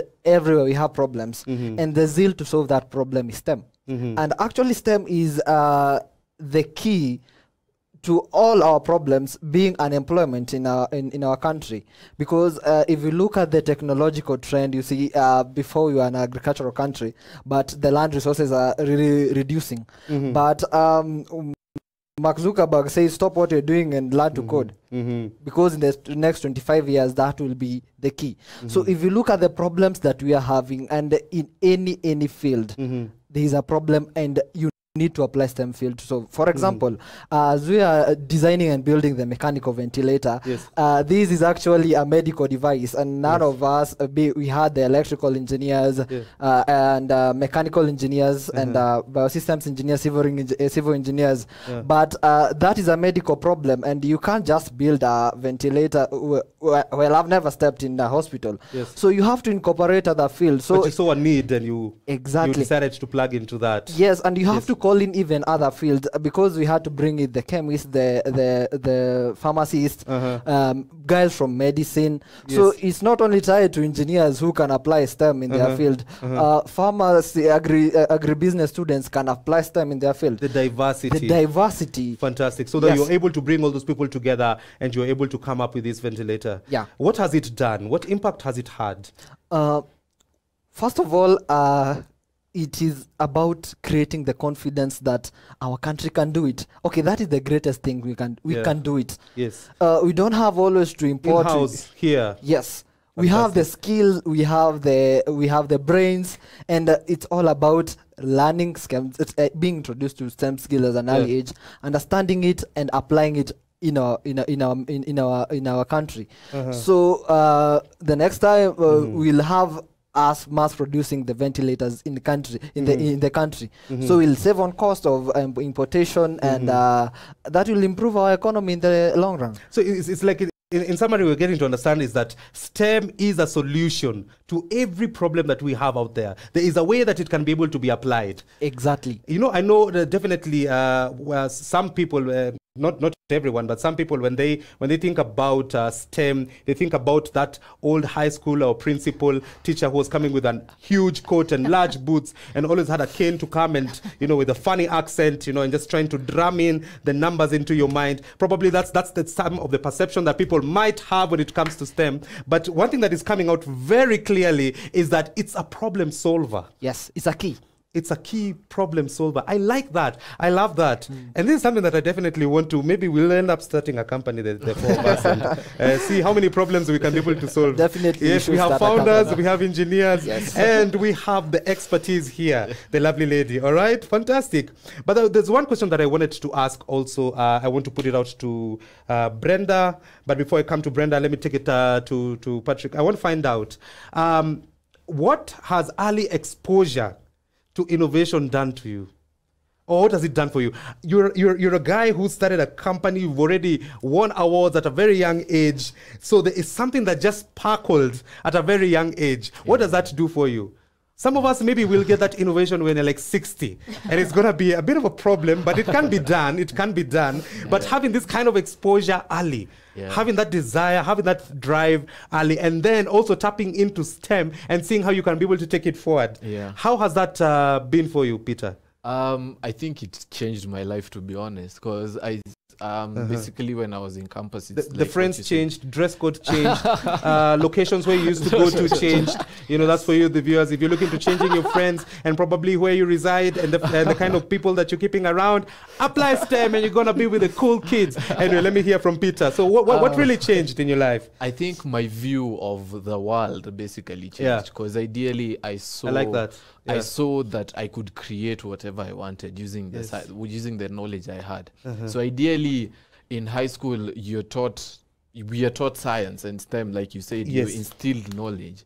But ideally, when I learned about innovation, now I knew how to use the knowledge I had before to create something new, not necessarily to build on what was there before, but to create something new. Like I was given, like when you learn STEM skills, you basically have a right to create anything you want, to serve any purpose you want. And I feel like it's an amazing journey, because you like, I can solve this in a very different way with whatever is being applied right now. And you have the right and you have the responsibility to apply it and just go with it to as far as you can, basically, but still basing it on the essentials that you were taught when you were young. So by the time you're taught innovation and when you learn it, you even get exposed to even more things. So now you learn about coding. How does that work? How does Facebook do whatever Facebook does? How does WhatsApp do whatever it does? How does Google do what it does? How can you apply that in different aspects? How can you, like, it just changes your world even in the views of the problems that you have. So ideally, you stop seeing problems as problems, but you start seeing them as opportunities of how do I solve this? How this is something I can do, and it can solve like any person's issue, problem, whatever. So for me, it just got me to see the world as a totally different. You know, actually, we tend to have a kind of a mentality of duplication. All right, especially here in Kenya, when we see someone starting a similar business and they're making money, then they start something similar on the side. If you go to the highways, if there's someone who is selling the face masks, you'll find 5 other people who are selling face masks, because we kind of have this duplication kind of mentality. But one thing that Peter is bringing out very clearly and very strongly is that you see a need and you innovate. You have that desire to come and bring STEM principles and just innovate and make it different. I like that. That's totally amazing. So I have one question that I'd want to pose to Brenda. What steps do you follow when thinking of solving problems? All right. What kind of steps do you follow? Is there a particular guide is there a matrix? Is there like the 10 principles of innovation, you know, bestseller book out there that I can be able to start with this particular process and this other process? But what are the guiding steps? Sorry about that. What are the guiding steps when it comes to that? So I think I'd first say that the first thing that I've learned over time is to be comfortable with the idea of pivoting. So be comfortable with, okay, maybe I wanted to make, for example, an application like Facebook, but be comfortable with the idea that if this doesn't work out in the future, first of all, then I'll be okay to move and, you know, make the product or make my innovation a bit different. Then after that is I spend quite a lot of time thinking about the problem. So one interesting example I can give is one day I was asked in a forum, you know, what problem would you solve? And obviously top of my mind, I live very, very far. It takes me around 3 hours just to get to town. And so the first thing I was like, traffic. That is definitely an innovation journey. Yes. Traffic is the first thing I would want to solve. But so after being posed on questions and questions, like think about the problem, it then to the end of it, it actually turned out that the solution to this problem is not necessarily that I'll build more roads or I'll ask people to use buses instead of cars. It actually reached a point where you asked, so is it that would you then create an application probably where people can be learning some new skill while on traffic? I see. So at this point, we realized the problem was not traffic. The problem is that I'm complaining I'm spending 3 hours on the road. So what would I rather be doing with the 3 hours? So it's fine I got to town 3 hours later, but then I was probably reading, so I finished an entire book, an entire course. And so the solution to this problem became something different. It had nothing to do with roads. It had nothing to do with cars or, you know, bypass or what, or wake up at 3 a.m. to start the journey. It was simply maybe create an application where people can be doing something useful with the time. So the problem became a time. So that's one of the, that's just, so pivoting and also learning that think about the problem 90% of the time before you jump into the solution. Okay. Yes. All right, fantastic. And that was a question. Thank you so much, Brenda. That was a question from Felix. He had posted it in there. And we appreciate you, Felix, for just giving us that particular question. And thank you so much, Brenda. We were looking at the opportunity that can be there. All right? Thank you so much for that. Now, the president had talked about the importance of inclusivity. What do we need to do more or differently to ensure that we are all inclusive in STEM? I'll pose that to Derek, and this question is coming from Jill. So Jill, thank you so much for that question. So the importance of inclusivity and what we need to do more or differently to ensure that we are all there included. It all boils down to teamwork. We all say that jack of all trades is a master of none. So you have to look that if I'm a mechanical engineer, I may look into a problem that actually only involves a little of my input, but the need of now creating up a team so that we can work in this together. So you find that okay, I have to solve my problem. If I'm solving a traffic problem, who most of the 3 hours I'm in the bus on Facebook may not understand the problem as much as the traffic officer controlling the lights. So inclusivity, bringing in all the the parties and the stakeholders into solving the problem is a very key problem. Is a very key area of allowing inclusivity in innovation. And the beauty of inclusivity, it allows you to see different perspectives, and that is actually what it will sell your product or whatever you come up with.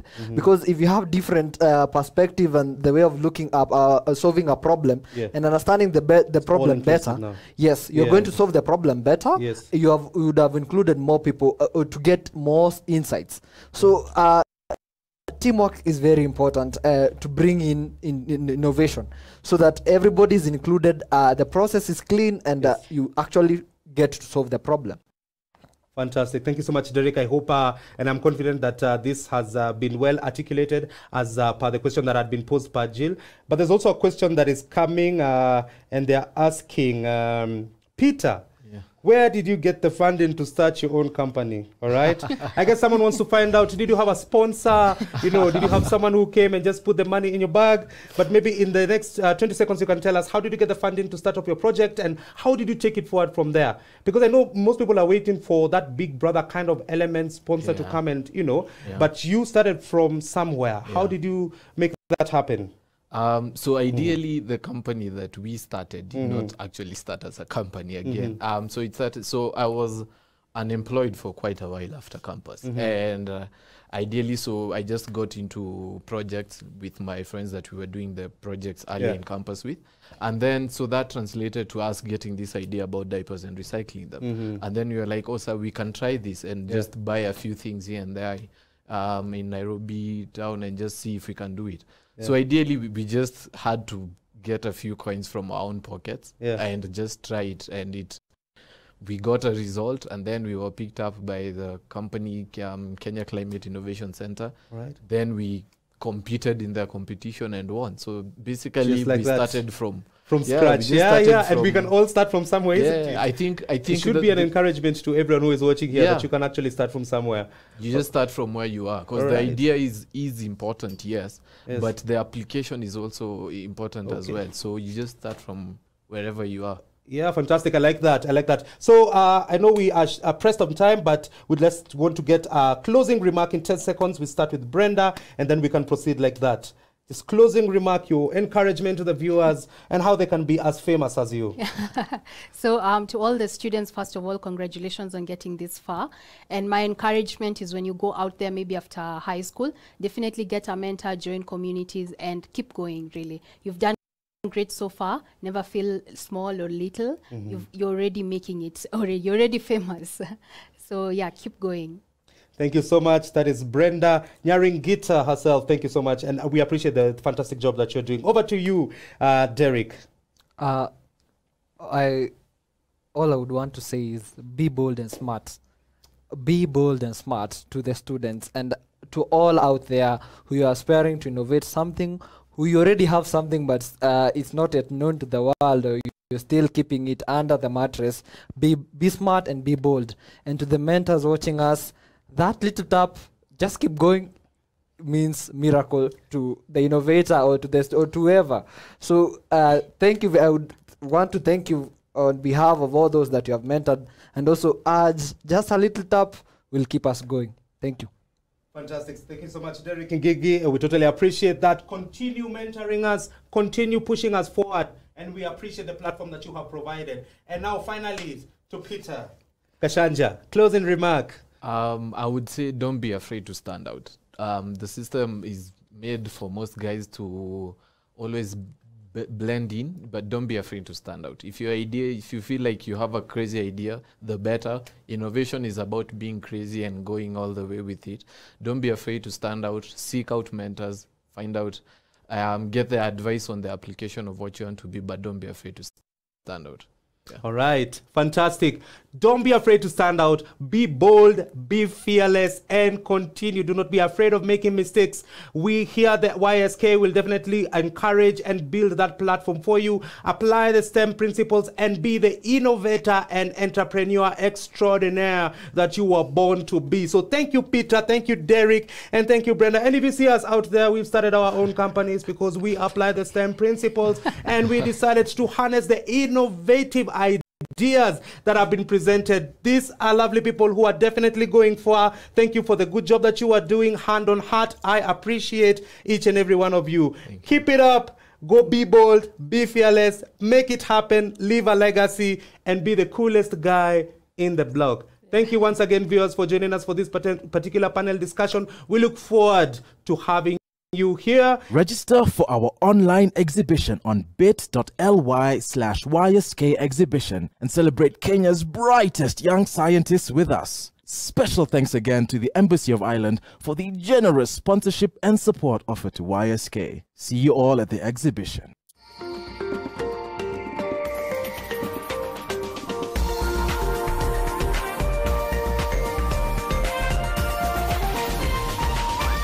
This is NTV. Maji mdosi wangu ametupa simu yangu ndani ya maji. Mdosi wako kwa sawa? Venye Nkirota ameniambia ajui na akimpigia simu ashiki. Hi guy, what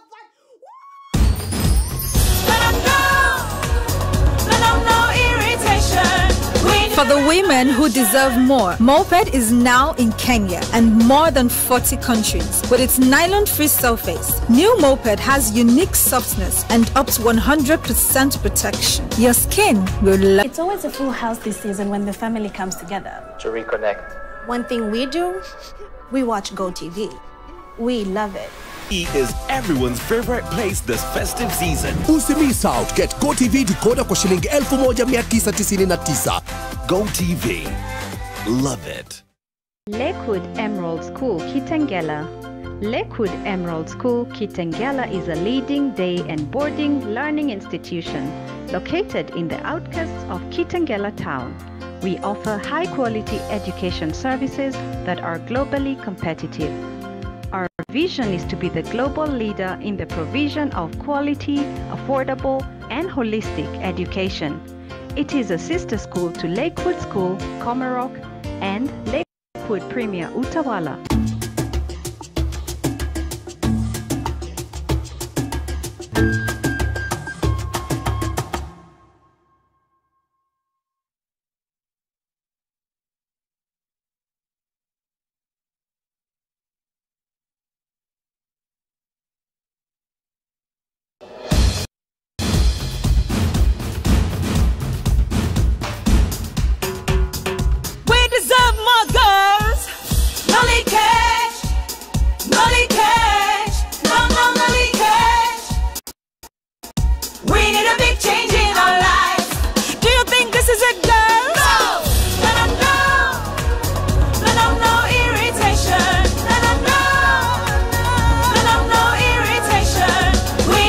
For the women who deserve more, Moped is now in Kenya and more than 40 countries. With its nylon-free surface, new Moped has unique softness and up to 100% protection. Your skin will love it.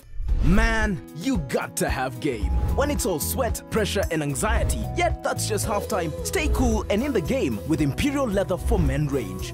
Wear luxury. A little luxury goes a long way. Rock Plastic Tips. Rock Plastics are made with 100% virgin raw material. Rock Plastics come with new and different unique designs. Rock Industries brings you Rock Plastic with a variety of kitchenware, ranging from kitchen dishes, cups, plates, clothesline pegs, spoons, and even rulers for learners. For these and more products, contact our offices on 0722 575619 or 0736 02 8181. Maji mdosi wangu ametupa simu yangu ndani ya maji. Mdosi wako kwa sawa? Venye Nkirota ameniambia ajui na akimpigia simu ashiki. Hi guy, what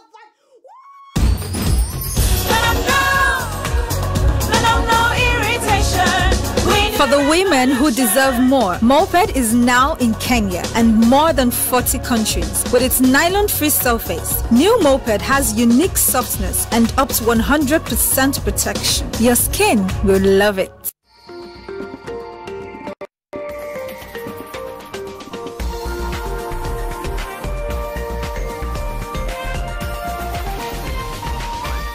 This is NTV.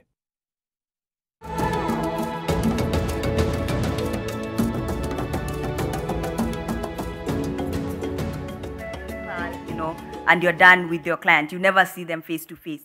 We also talk of digitally enabled jobs where one can put their wares online, advertise online, reach markets that you'd never reach, just around you.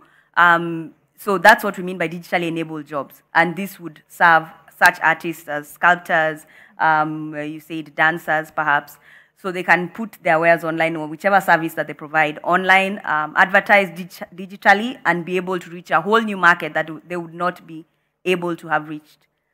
Okay, and I just want to remind you that we are live on all our platforms, that is on our online platforms, at NTV Kenya, on Facebook, Twitter, on YouTube, and on the NTV Kenya website, that is ntv.nation.co.ke/live. And the hashtag we're using to follow this conversation is Kusi Fest 2020. So be sure to give us some of your feedback, then we'll see how to get the responses from the relevant people. Yvonne, do you feel that this pandemic has given an opportunity for people to feel they need to tell the African story more? Mm-hmm. Or do you feel that that is not really, there's no bearing on the pandemic? And is it being told enough? The story of Africa and the African story is going to be told anyway, with or without the pandemic. Maybe the variation is going to be about, narratives linked to this particular time in which we find ourselves as a continent, among ourselves and as a continent in the world. Well, I think I just wanted to also touch on something that I think William alluded to. He talked about K-pop, but K-pop, that's Korean pop, evolved out of South Korea's commitment. They reflected within themselves and understood that they had little to offer beyond their culture, and they wanted to share this culture with the rest of the world. Out of that, it's not just pop music that emerged, but they invested, the government itself invested in their storytellers. It's not just K-pop. I'm a member of a Kenyan group of Korean drama lovers. We are a membership group of over 500. Okay? These are some of the things that the pandemic revealed. There's also a Chinese drama lover group, and these are all led by Kenyans, right? But I want to refer to this because you're talking about the African story. As long as our African governments regard the life and the place of the artist as peripheral and probably drawn in to heal the soul, right, rather than as a necessary, a core component of economic growth and imagining futures, I think we'll end up having these kind of conversations.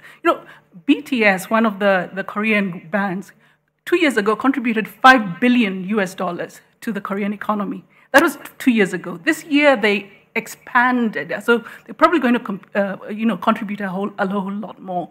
I think linked to that question you asked, I think we're not asking the right questions as a continent, as a country, and neglecting the immense resource we have of the imagination of the African. And that also goes to when you talk about the Korean group that contributed that much. Yes. Mm. Is it because they're not paid through exposure? Exactly. Yes. Thank you for raising that. They're not paid through exposure. The governments themselves understand the power of culture, not only in forming the imagination. The vision follows the story we tell ourselves, right? The story of Africa had always been one of, the assumption the West had made when the pandemic started was linked to the story of Africa as, was going to fail. Africa is going to die. You go die, you people. But that did not happen, right? But that also means that for some of us artists who are in the world, we could now engage, especially the West, differently. We could point fingers in a maybe mean way and say, actually, regarding the COVID story, which equalized the world, regarding the COVID story, we did a lot better than you did, right? Okay.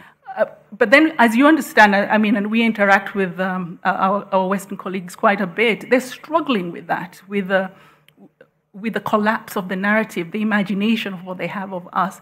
But we are also struggling with the realization that the understanding that actually the assumptions we had about the West and their Western, medical systems were wrong. But what does that mean for us? We're not necessarily looking at them. What does that mean for us? How do we imagine ourselves, for example? All right, thank you very much. I want to cross over to Uganda to Baba Luku, and you could tell from the way he's dressed, you could tell the genre of music that he listens to. It is not Lingala. Neither is it Rumba, Governor. It is not Rumba either. For you who has been performing for many years, and when you think about one of the challenges that has been said about our society is that we don't have enough of passing the baton in terms of mentorship, what needs to be done and what are you doing to ensure that the next generation of creatives is not just, I felt I'm talented, I'll now go record a video, I'll use my phone because it's got a good camera, but you have guys who are seasoned and are talented and trained. What do you think needs to be done for you, especially who's been there for a while? I think a lot of my colleagues have, echoed a lot of beautiful thoughts that we need to actually really put our minds to. I run a program called Back to the Source, and that program is geared to the identity crisis of the continent, where whether you're from the diaspora or you're from Africa, this identity crisis is happening. And that ties into your ability to use your gift. When we talk about gifts, this is my philosophy and my preaching. I talk about gifts a lot working with the youth community because they're all gifted and we acknowledge that. But without the mentorship to guide them with their gifts, it's hard for us to talk about industries growing and developing that are not tied to the westernized ideologies. So it makes it hard for us as young Africans to be in an industry that's African without having to conform to getting on platforms designed by a Western industry, concept that is presented to the continent. And so what we've been doing is to really go back to the root of the issue of who are we? Are we a valuable people? Can we see that? Can we find that in our expression? And if we find it, what kind of value can it bring to the world, starting with ourselves, our families, and our communities? This conversation is held to ensure that now we could participate in encouraging young, proud Africans and give them a baton to know that we stand by them to build the new Africa we want to participate in that loves itself. And so I believe with the young people, we talk about the music industry, but the music industry has been geared towards appeasing the West versus we, the African, enjoying what we create. And that has brought a problem, whether you're talking about pop culture, whether you're talking about any other genres of music that tend to be popularized versus our traditional and local music. And I don't even want to use the word local music because that's also degrading. I use the English language, understanding its power to taint our ability to grow, And let me say just our music, because as a musical continent and as a powerful, gifted and creative continent, we have long overdue looked down on what we are capable to give the world. Institutions have ensured that we don't grow to know our value, but we grow to seek validation from the certified accreditation that we get from various institutions that don't even know where the spirit of our expression comes from. So I personally think to be able to give young people access to safe spaces that encourage them to create and think for their community, participate in a future that they want to design and what they envision from their direct environment as a valuable resource is going to be one of the powerful forces that other various stakeholders can participate in ensuring that these young people get access. It's not only, the access to digital platforms or the access to education. I like to talk about when we say education, it's important that the education is liberating because most often when we talk about power in education, it is caging us. It is not allowing us to find a place to be free. It seeks us to seek validation from outer sources. So I think it's about time that as creative individuals, and art is a huge, they say art imitate life.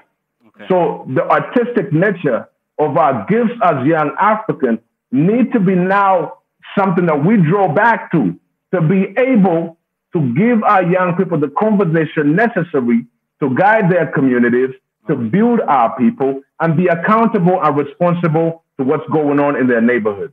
Thank you very much. That's some very passionate delivery there. You're clearly a performer. You have your passion together. And I just want us to come to a close because we are running out of time, and this is a conversation that we can have a whole concert about. Briefly, William, when you try and picture the concert of a concert in, say, 2025, how do you think it will look? Okay. Just briefly. All right. So that's great. So when I look at the delivery of a concert right now, it's like any other thing that corporates offer. So it's going to be highly centered on the customer and the consumer. So right now, the customer and the consumer is high digital, low touch. But as we get out of the COVID-19 pandemic, there's a psychological human element of wanting to be together, especially in the African culture where we are not individualistic. We operate as crews, we operate as friends, and all of that. So that feel-good concert vibe will not go away. We will still sell out thousands of stadiums, but there will be access to digital platforms. The TikToks of this world have shown that you can have a 5-second concert that will make you $1 million. That not lost, I think concerts will also evolve to what music has evolved. Music used to be LPs, it used to be CDs, tapes, CDs, now it's digital streaming. Concerts will also be that. It will evolve into on-demand. All right. One final thing. In 15 seconds. Okay, great. I think what I'd like to encourage everyone, especially the ones here, Kenyans and Africans, is we have a duty to enable the youth of this country and to ensure that your Elsa Majimbos, your Lupita Nyong'os, your Sauti Souls, your Luol Dengs, your Alequex have an environment to be able to thrive. These young men and young women are ready to thrive. Let's help them and support them. Thank you very much, William. Yvonne, as we close, maybe briefly you could tell us, where do you see the future scenario in terms of storytelling and in Kenya and in Africa at large? Very briefly, maybe you could tell us what you see. Will you be seeing the death of pages? Or will you be seeing, more of gadgets? We shall take over the world. Actually, because of both the broadband digital pipelines, we've got the pipeline, but it's the hunger, the global hunger is for content, right? That's why you have the Netflixes and Apple TVs and the Disneys contacting writers all across the continent, shopping for content. So there's a kind of ecumenical space.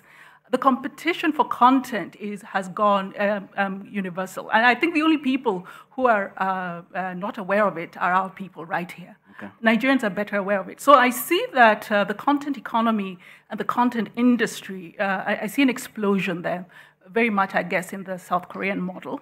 And because of that, next couple of years, I suspect that countries, certainly within the Africa Free Trade, this continental agreement, there'll probably be a liberalization of immigration, especially of the artists. So because there will be a competition, organizations, corporate spaces are going to compete to accumulate communities of artists who will be generating content that will then be syndicated and sold globally. And it's kind of sort of already happening right now. So if we wake up, we need to wake up to it sooner rather than later because others have woken up to it. And I'll just make a slight point. That's the reason why in a lot of the Western countries and increasingly now some of the Asian countries, the artist, no matter where he or she is from, is given privileged access and access to privilege, to residencies. It's not because we are special, but it's because those countries understand the artist as a source of intellectual property asset. Okay. Yes. Thank you very much, Yvonne. And just very briefly, Madam CS, we'll close with you. And one of the things that we're hearing very clearly is about preparation and training, so that we can have quality and we can have environments that are conducive for creatives to thrive. Now, we are seeing a lot of jobs which are being taken over by technology. So you find there were 10 guys who are operating a certain set of equipment, but now only we get a new technology, and you only need 2 guys. Very quickly, are we training people at a commensurate rate in the IT-related field or the technology field to actually make sure that we don't have an already overburdened unemployment situation becoming even worse? Thank you, Dan. On that, I'll again touch on the changing nature of work and what has come out from today's panels, that ICT is here to disrupt, and work is not being left behind. So to prepare the young people of the country for the future of work, which is characterized by working with machines and being able to adapt to using ICTs and working with machines, we do have the Ajira Digital Program, which is an initiative by the government through the Ministry of ICT, and it really aims to prepare young people for the future of work by imparting digital skills upon them. So one of the main components is training and mentorship. So we do have training of young people, which of course is now being carried out online on our platform, ajiradigital.go.ke. And I think you've asked about, are we training them at a commensurate rate? Well, we are really trying to roll out our program, across the country, reach as many youth as possible. So we do have 2-day trainings followed by, a month mentorship where we train you on how to work online and about the gig economy. On numbers, we do carry out surveys, and in February last year, we had around 600,000 youth working online, and 2 million Kenyans were aware of the Ajira Digital Program.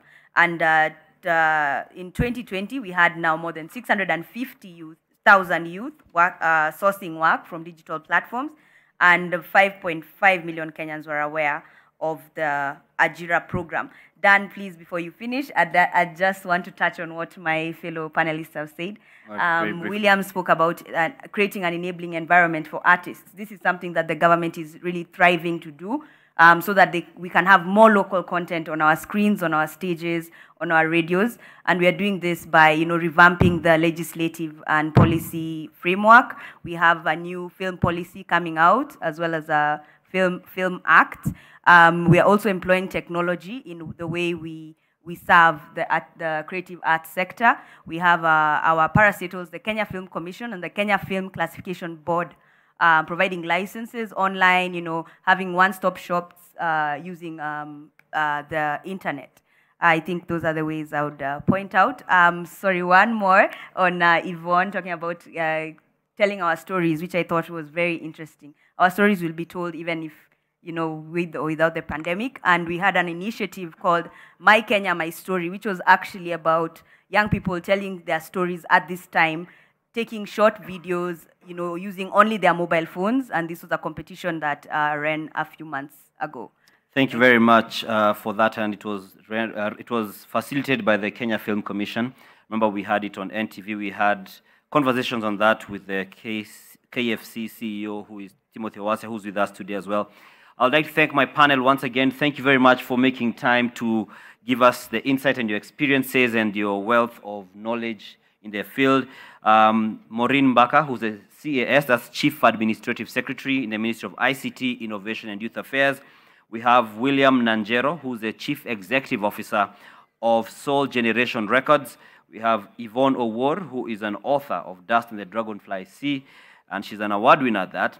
And we also have across our border our rapper, Silas Babaluku, who is also the founder and executive director of the Bavubuka Foundation and the creator of Bavubuka Dynasty. Thank you very much for giving us your creative and technology thoughts and just challenging us to know what we need to do to ensure we support artists, because we need to pay them with more than exposure.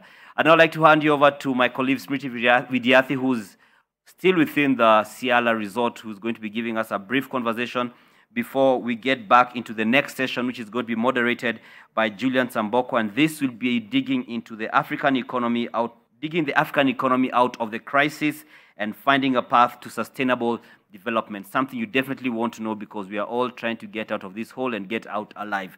Over to you, Smriti.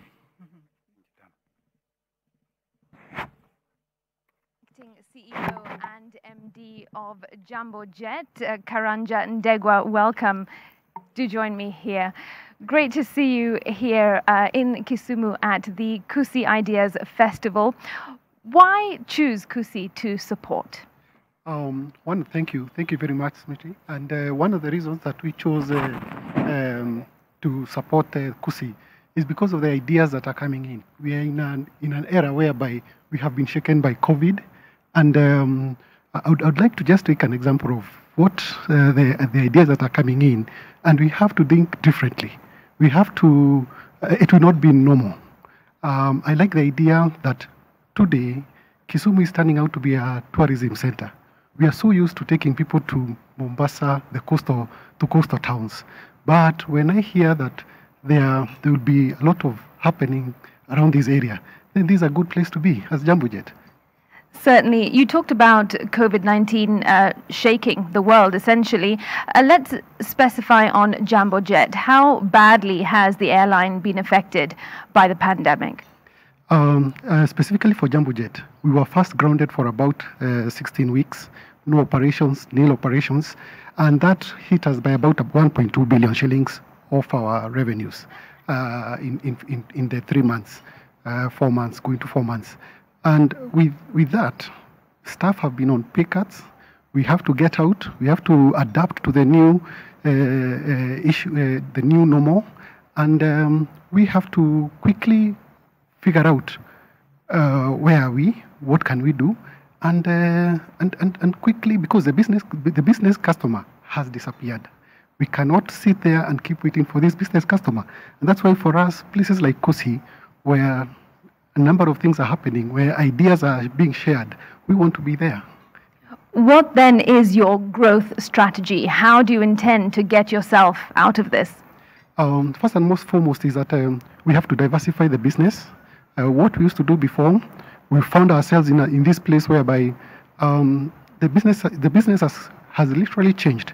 So we have to diversify the business, grow markets that the tourist is not around. So what we are seeing is that there is a lot of domestic tourism, not only towards the coast but also towards the lake region, and we also have to look for areas like charters.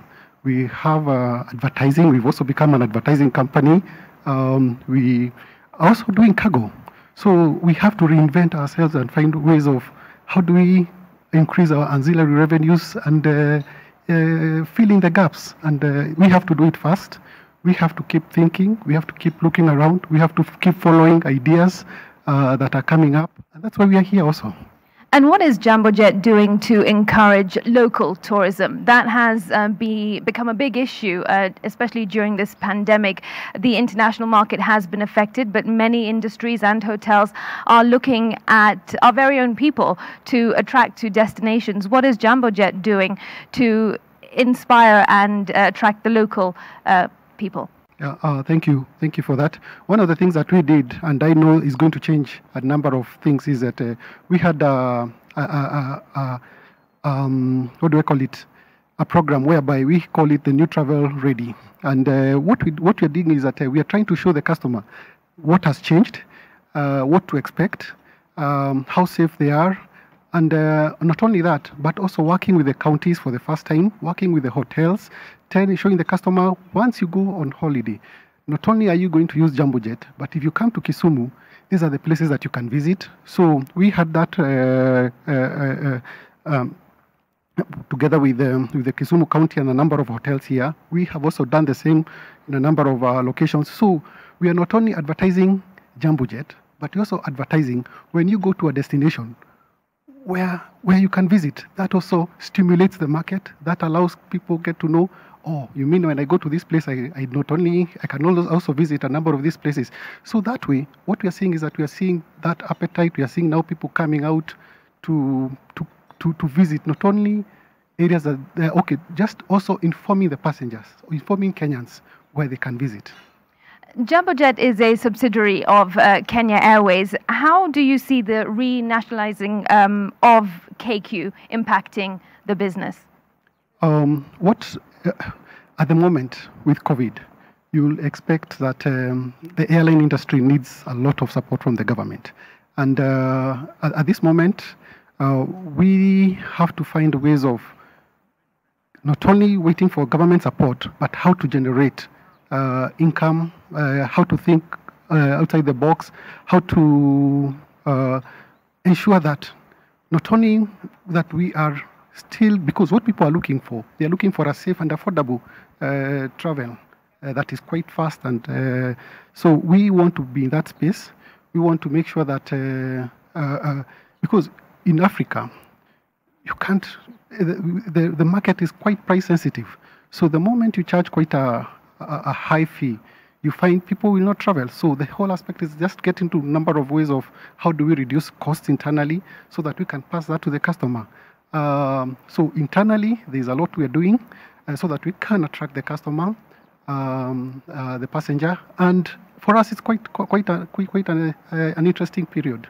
All right, well, thank you so much. As a passenger, we certainly look forward to that price reduction. Thank you for supporting the Nation Media Group by being part of the Kusi Ideas Festival. Much appreciated. All right, well, that was the acting CEO and MD of Jambojet, Karanja Ndegwa, speaking to me about the challenges that Jambojet and the airline industry has faced, but also the opportunities that come with it.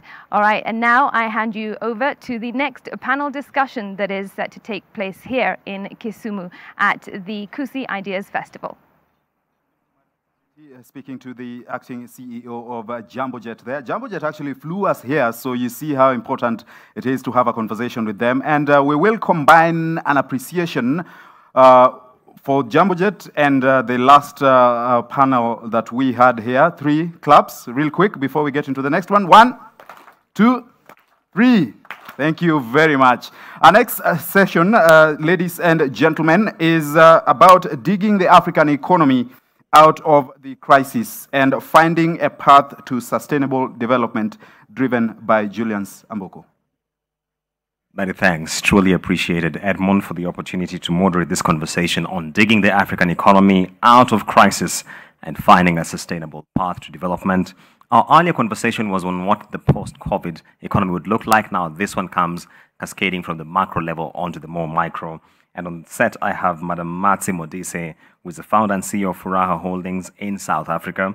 We have Professor Kivuta Kibwana, who's joining us virtually, the governor of Makueni County, Isaac Kwaku Fokuo Jr., all the way in Ghana, the founder, Botho Emerging Markets Group, and finally, Dr. John Kuti, who is the country director for Oxfam Kenya. Welcome on set. And let me just kick off with a question to Matsi. You're in the business of helping businesses to unlock capital. And pre-COVID, we used to see a lot of capital inflow into the region. This was disrupted, of course, by COVID. How do you see this unfolding beyond the episode we are in? And how do you think this will help us dig the economy out of crisis? Very good question.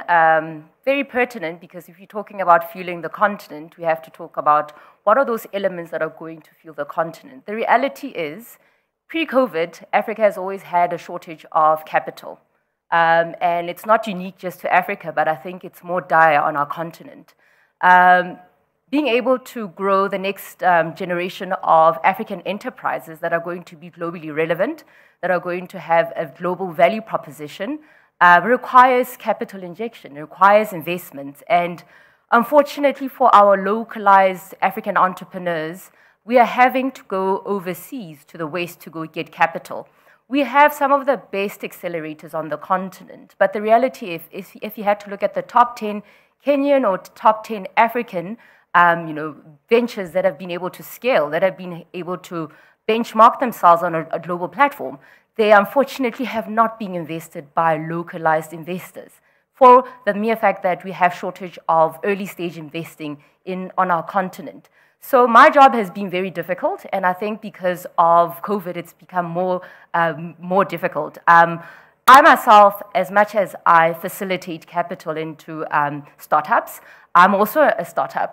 We've been able to go through Raha Africa Holdings in the learning and development space, and unfortunately, it's quite a challenge that we're not necessarily able to get our governments to co-invest with the private sector in our countries, and in that case be able to then inject some cash into early stage investments. And then another challenge that we've had is just the regulation around being able to invest in local enterprises.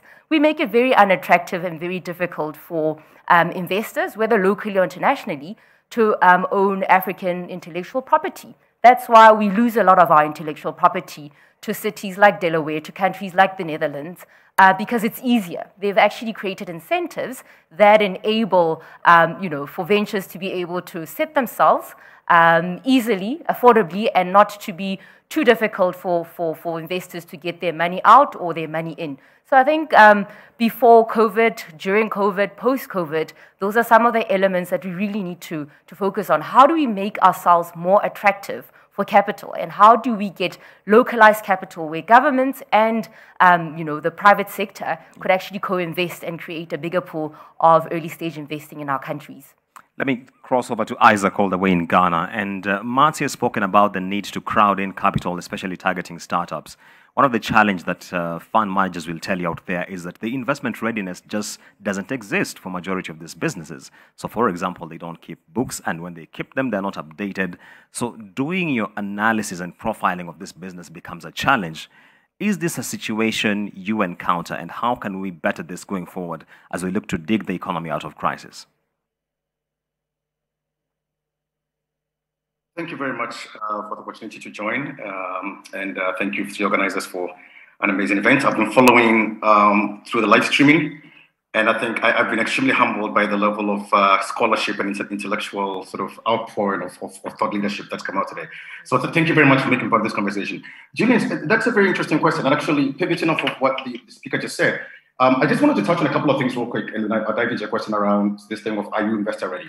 If you look at the African continent, I think over the last, let's say 2018 to 2019, FDI was already on decline before COVID started. I believe FDI dropped about 10% from between 2018 and 2019. This, you compare that to about a 1% drop globally. So that was already happening before COVID started happening. And then in 2020, Q1 of 2020, what you found was that greenfield investment projects dropped about 58% in Africa on the continent. You couple that with the fact that globally about the drop was around 17%, and around developing economies was around 49%. So by and large, you could see the line trending a bit down, right, before COVID started. We've also seen, about a 72% drop in M&As, and the story continues. But I think what we need to focus on is a couple of things. I think the speaker before just said it. It's around boosting local investor confidence. And I think some of that, yes, has to do with governments and startups and everything else, but I think some of that also has to do with the local investor attitudes towards startups on our continent. Because the truth is that the startup ecosystem on the continent is young, it is immature, but some of these nuances that we need to learn to crawl out of needs to be tested, perhaps with people who are closer to us, and investors who are closer to us who understand those nuances. Because when you apply the same lens that you apply to different sort of investment projects, it doesn't always fit for us on the African continent. So to answer your question directly, yes, we've experienced that. We've experienced situations where entrepreneurs are not quote unquote investor ready, or they don't have the right books. But the question I'm asking myself as someone who's in the space is that, are they really not investor ready, or are we not deploying the necessary tools to get them to the point where they're investor ready within the context of where they work, or within the context of what they're trying to build? And how can we, as people in the investment community, whether you are an advisory firm, whether you're a VC, whatever, what can we do to enable the ecosystem to create the environment that allows entrepreneurs to be investor ready, as we see it, but also B, get local investors to serve as the first tranche of investors onto these projects to encourage others to invest in. Because I believe that unless we invest in ourselves, no one is going to invest in us. Africa still represents less than 5% of global investments. We are very tiny compared to other places. Okay. And increasingly, I think what we need to be doing is investing in ourselves. One last point around that, but there are models that are coming out. Between 2006 and 2016, I believe, the growth of intra-Africa greenfield investments, so this is sort of Africa to Africa investments, grew from about $4 billion to $10 billion. That's huge. And we need to keep growing that. At the same time, increasingly, you're seeing folks like, Alaji Dangote, folks like Tony Lumelo, and some of these high net worth Africans, people like Troy Pasiwa, some of these African heavyweights who are beginning to invest in the African continent and invest in the local economies. We need to do that. We need Africans to invest in Africa before we can talk about other people investing on the African continent. Today, the largest investor in Africa is CDC Group in the private equity space. That's not on. We can do better than that. Let me hold you there, Isaac, and cross over to Dr. John.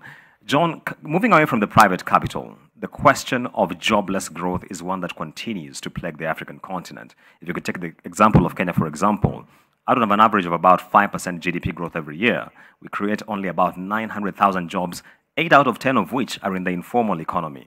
Digging the African economy out of this crisis demands that we address the issue of jobless growth. How do you see this going forward, Dr. Ari? Thank you very much, and thank you for having me.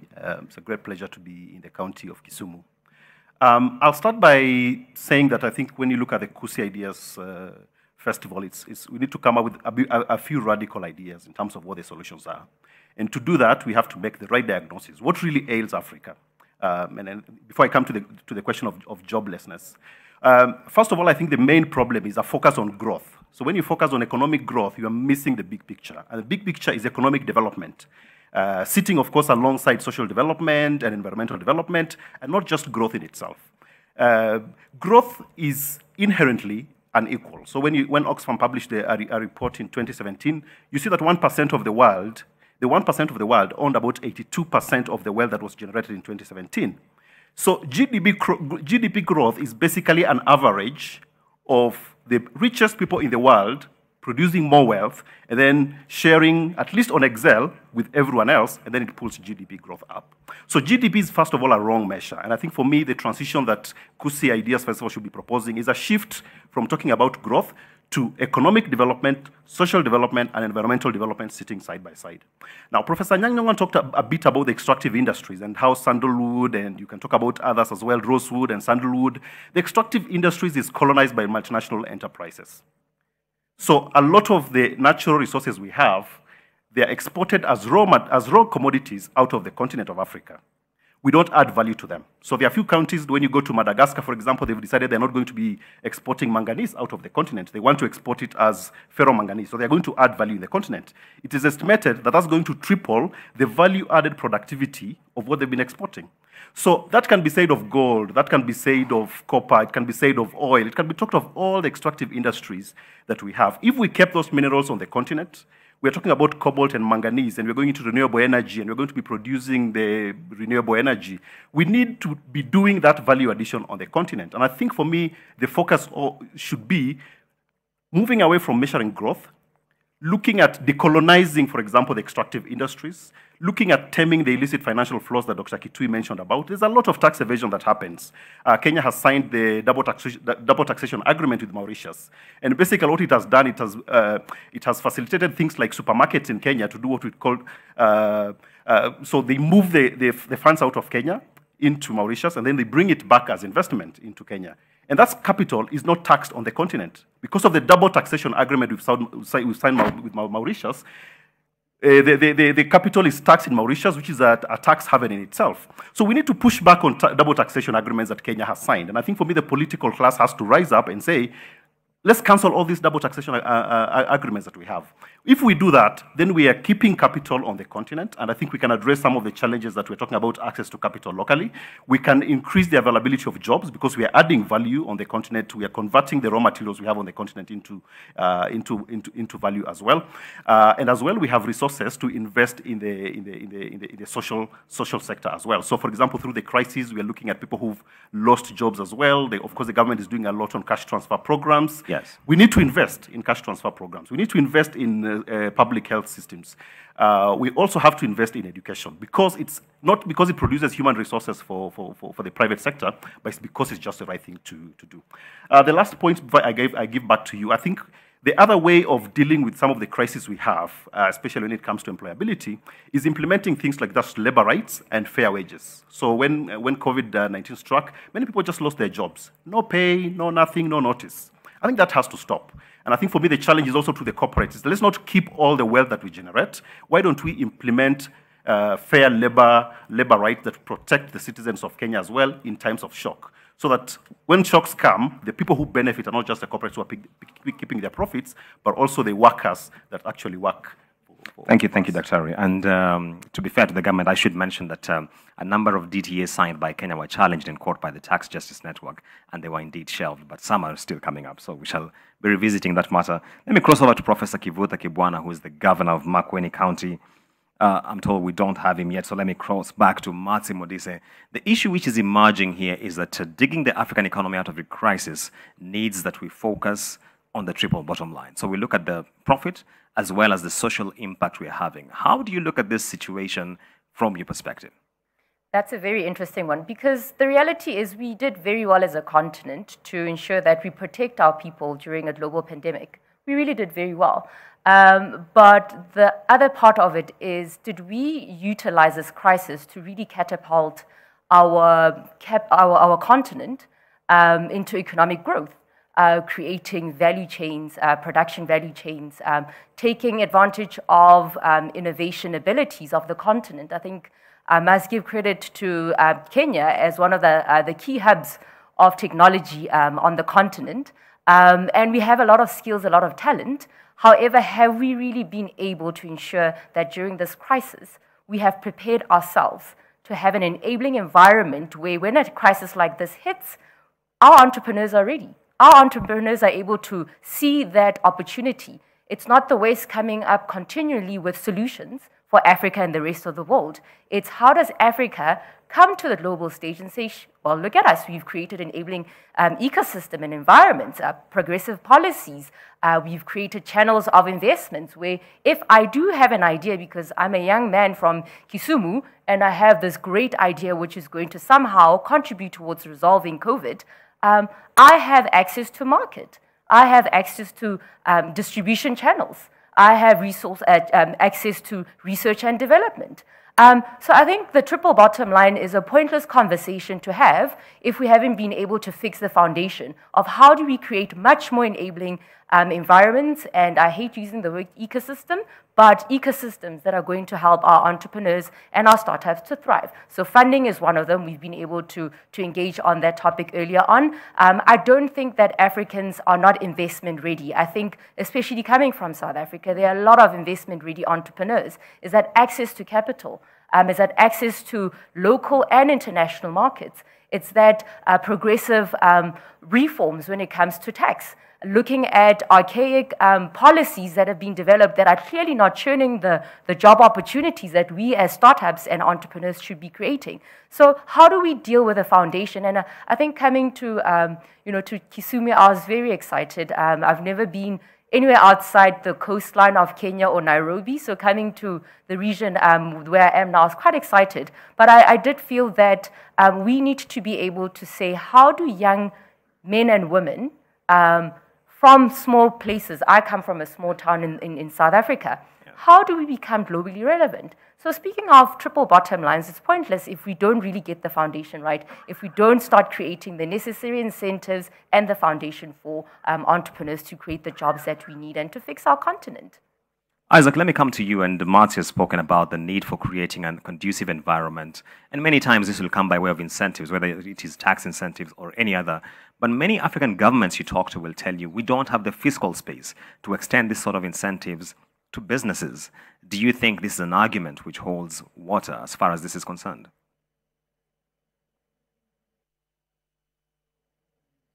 I tend to give African governments a lot of credit for what they do because I think our governments, all things being equal, are doing the best they can under very difficult circumstances.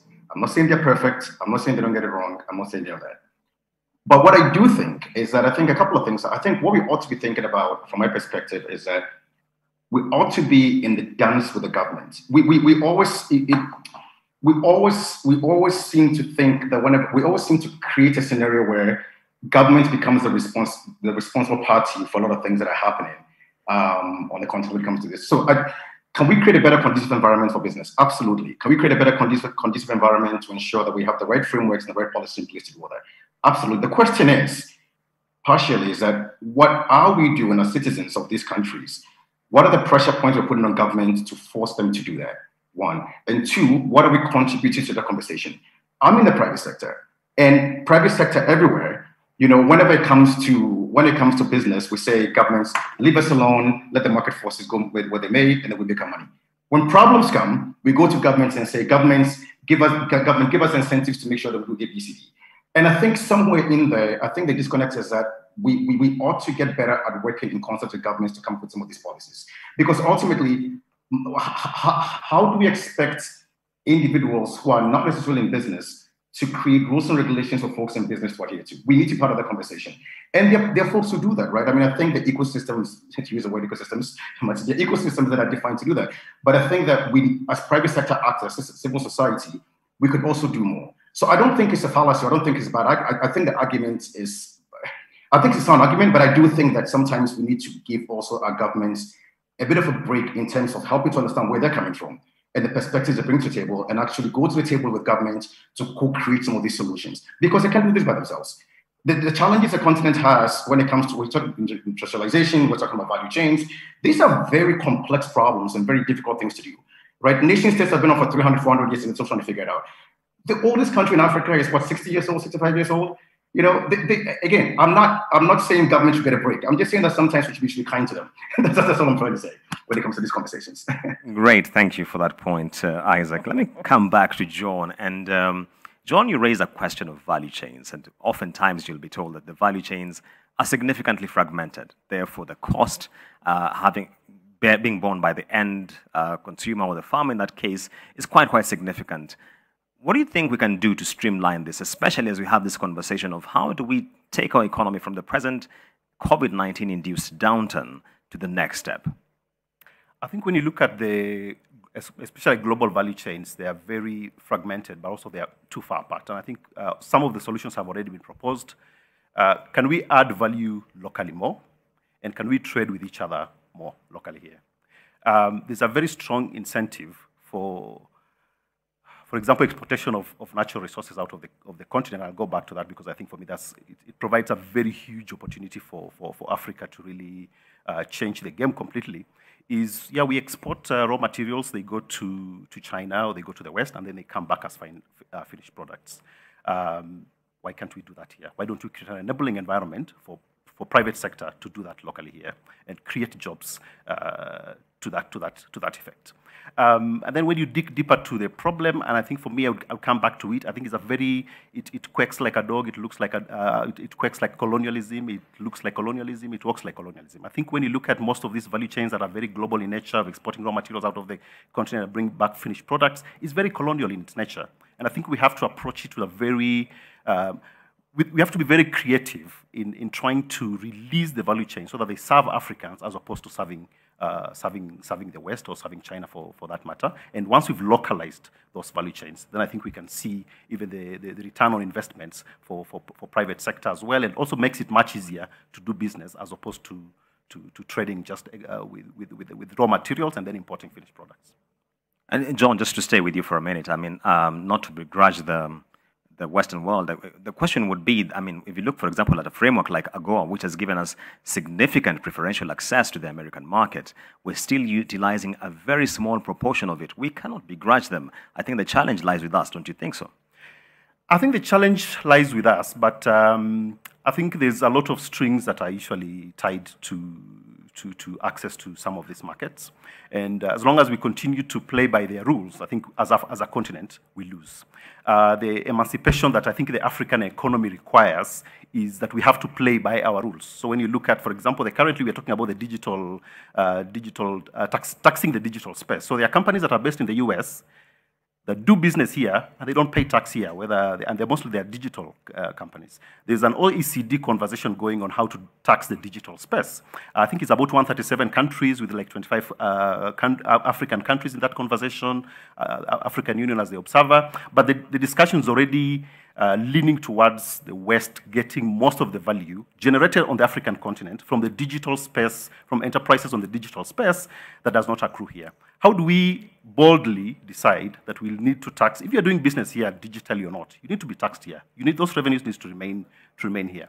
So I think as it has been challenged, I think the Afrocentrism in our approach to doing business, to creating value, to taxation, to making sure that we are adding value locally, we are trading with each other, I think is very, very important as opposed to focusing only on the West. When you look at China, for example, China has really developed because they've domesticated the value addition and their value chains. And they only trade with the world on finished products. I think it's time that Africa focused on that. We're going to miss the demographic dividend. We have a lot of young people on the continent, and we're talking about joblessness and everything else. But I think for me, the solution is what can we do for ourselves as Africans? Develop our own value chains and then trade with the world on equal terms as opposed to on their terms.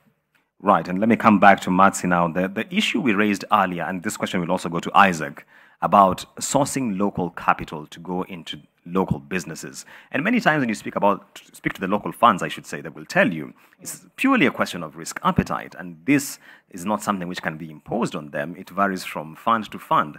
Another challenge is the sort of investment you will take in doing your due diligence, which perhaps the peer funds outside the continent will have better technical capacity of conducting than we do.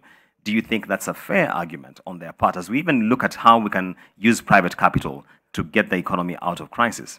I think it's a flawed argument because you're essentially telling us that we don't have the ability to disperse capital to our own people. I think we do. I think it's a function of, especially, let me speak as a South African from South Africa.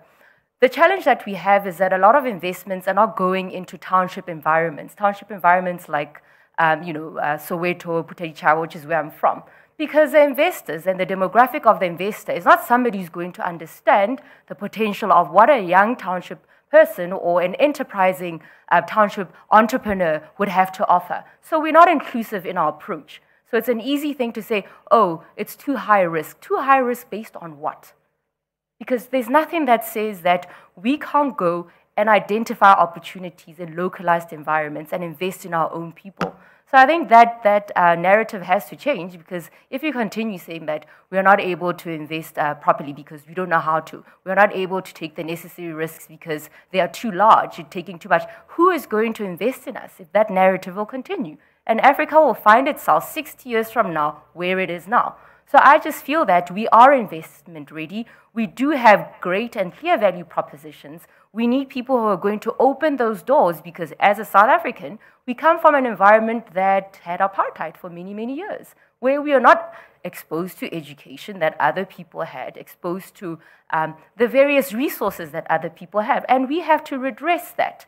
So the same point that I'm making for my own country is the same point that I can make for Africa, that let us stop making excuses and let us find ways in which we can assess the risk and the return of young or enterprising Africans on our continent.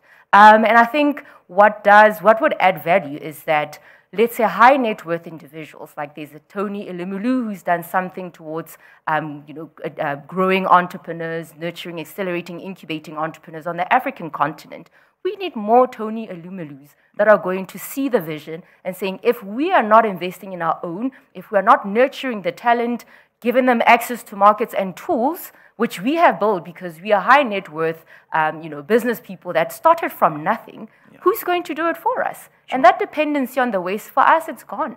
Okay. I'm really looking inside to be able to say, how do we identify localized talent? How do we give them access to markets? Funding is great, but if you don't have a market, you actually don't have anything. So how do we open up those corporate markets, and how do we open up, how do we ensure that we have a clear value chain of how to get from being here in Kisumu, being here in Puteri or Soweto in South Africa, to the rest of the world, because we have been able to nurture your talent and identify your potential. Isaac, your thoughts on the same question? Look, I agree with a lot of what Matsi was just talking about, but a couple of things I want to add to that. So first of all, investors by definition use certain words, which is silly, right? So investors will say stuff like diversification and risk. But investors by design don't take risks, right? They don't diversify. They want trick pony, right? And a lot of these outside investors we're talking about, what happens? Let me pick on Kenya for a second, right? Kenya is known for a lot of innovation, technology, whatever. I am a Swedish investor or whatever investor. I come to Kenya, I find the one or two things that have worked, right? And I say to myself, okay, what's the story? It has to be in fintech, it has to be in payment solutions. There's the M-Pesa overarching theme. Let me dig down a little bit. I find one or two things that have worked and I just narrow in on that. And that's all I do. And so by definition, we can't expect outsiders who don't know our markets to invest in anything that's innovative and different because they're gonna play the game they play, and that's fine. And some of these outside investors are gonna come in with other agendas, right? If I am, and let me be blunt here, if I'm a British investor and I get money from CDC or DFID or whatever, that's British treasury money going to British citizens to invest in Africa. That's not a commercial investment or an Nairobi investment, right? And it's fine. We welcome all, and I think that's fantastic. But back to what Matthew was saying earlier, this idea of investing in ourselves, I think it's so important. I think where we fall short as actual people in the investment community or people in the advisory space is that the language we use when even talking about our local entrepreneurs is very different. We use words like youth. We use words like, local, whatever. When we're talking to some of these outside investors, we say it's a fintech platform. We say it's an agri-tech platform. And that language by itself, I feel like we need to do a better job of using language that allows people to see the level of seriousness, of the level of sophistication that is involved in that product. I do agree that we're investment ready. Yes, not everyone is, but I think by and large we're investment ready. My challenge to the investment community isn't whether investment ready or not. My challenge is that the rubric with which we use to measure and go through due diligence is very flawed. Because you cannot use the same rubric you're using for a startup in Kusumu, in Kumasi, in Nyanyuki, wherever, as you're going to use someone, because the metrics are just not the same. Yes. It doesn't mean that entrepreneur isn't ready. It just means that we as the local advisors need to do a better job, and also the local investors have to help by stepping up to the plate. And I think it's an obligation. I actually don't think that it's a question of free market. I think that when it comes to local investors, and once you mentioned someone like Tony Lumino, our high net worth individuals, I believe, have a responsibility for this, right? We've had many revolutions in Africa. We had the revolution of colonization, and our fathers fought for independence and did what they had to do to free us from the bondage of colonization. Our revolution today is job creation. Our revolution today is investing in our people. Yes. And if we don't do it, the guys who have money don't do it, who's supposed to do it for us? Okay. Let me come back to John here. And John, you said a critical part of digging the African economy out of the present crisis is to ensure that we decolonize the extractives industry. We're having this conversation at a time when there are resources being discovered in Kenya, in Uganda, as far as oil is concerned. How do you assess our level of readiness as far as harnessing these resources is concerned for the benefit of the citizens? I think the oil one is a tricky one because there's a one dimension of, yes, it's a huge reserve we have and we can make a lot of money from it. On the other element as well, there's global transition. And I think people say maybe the next 10, 15 years will still require oil, but I think many, even oil companies themselves are now no longer calling themselves British Petroleum. They are calling energy-oriented organizations. They're shifting to more renewable energy. So I think for me, the first thing is, should we be really investing huge infrastructure in oil, or should we be moving those infrastructure in other sectors that could probably add value? Coming to your question around whether we can harness the oil for the benefit of the people, and I think Oxfam has been trying to work with the county government of Turkana, for example, with Talo Oil and local communities to see how they benefit as communities, because the risk is that it's very, very easy to capture the resources that are there, and they benefit multinationals themselves and a few political elites who are able to get rents from auctioning off some of these resources out of the continent. I think we are not ready to really harness that, and one element of it is the transparency aspect. We've been trying to look for the contracts that the government of Kenya has signed with Talo Oil on oil extraction in Kenya on behalf of Kenyan, because that oil belongs to the Kenyan as per the constitution. Getting contracts between mining companies and governments is very, very difficult in this country and multinational. I think for me they should be publicly available because these are minerals for Africa. Getting the amount of minerals extracted out of the continent is very, very difficult. The lack of transparency in that area is just very huge. Getting the quantities of minerals expropriated out of the continent is very, very difficult as well. So I think a good place to start is to start with the transparency. There's the Extractive Industries Transparency Initiative, for example, that tries to make sure that there's public access to information around how much resources we have, what contracts do we have, how much is being exported out, how much revenue has been made, how much tax has been paid. We have no idea where the oil is being sold. So I think for me, we need to start with the transparency. The second thing we need to do to make sure we are ready to harness this is the community participation. And of course, you can define community as local people who live there, but I think you can also do community participation from a very national level as Kenyans broadly. And participation is twofold. So for this oil is making sure the communities are benefiting, but also for the revenue that comes from the oil extracted, how is it benefiting Kenyans? Where is it being resourced? Are we using it to fight inequality? Are we investing in sectors like health, social protection, or education, for example, that have been shown to reduce inequality? Without doing some of these basics, we'll continue to see increased inequality within Kenya. Thank you.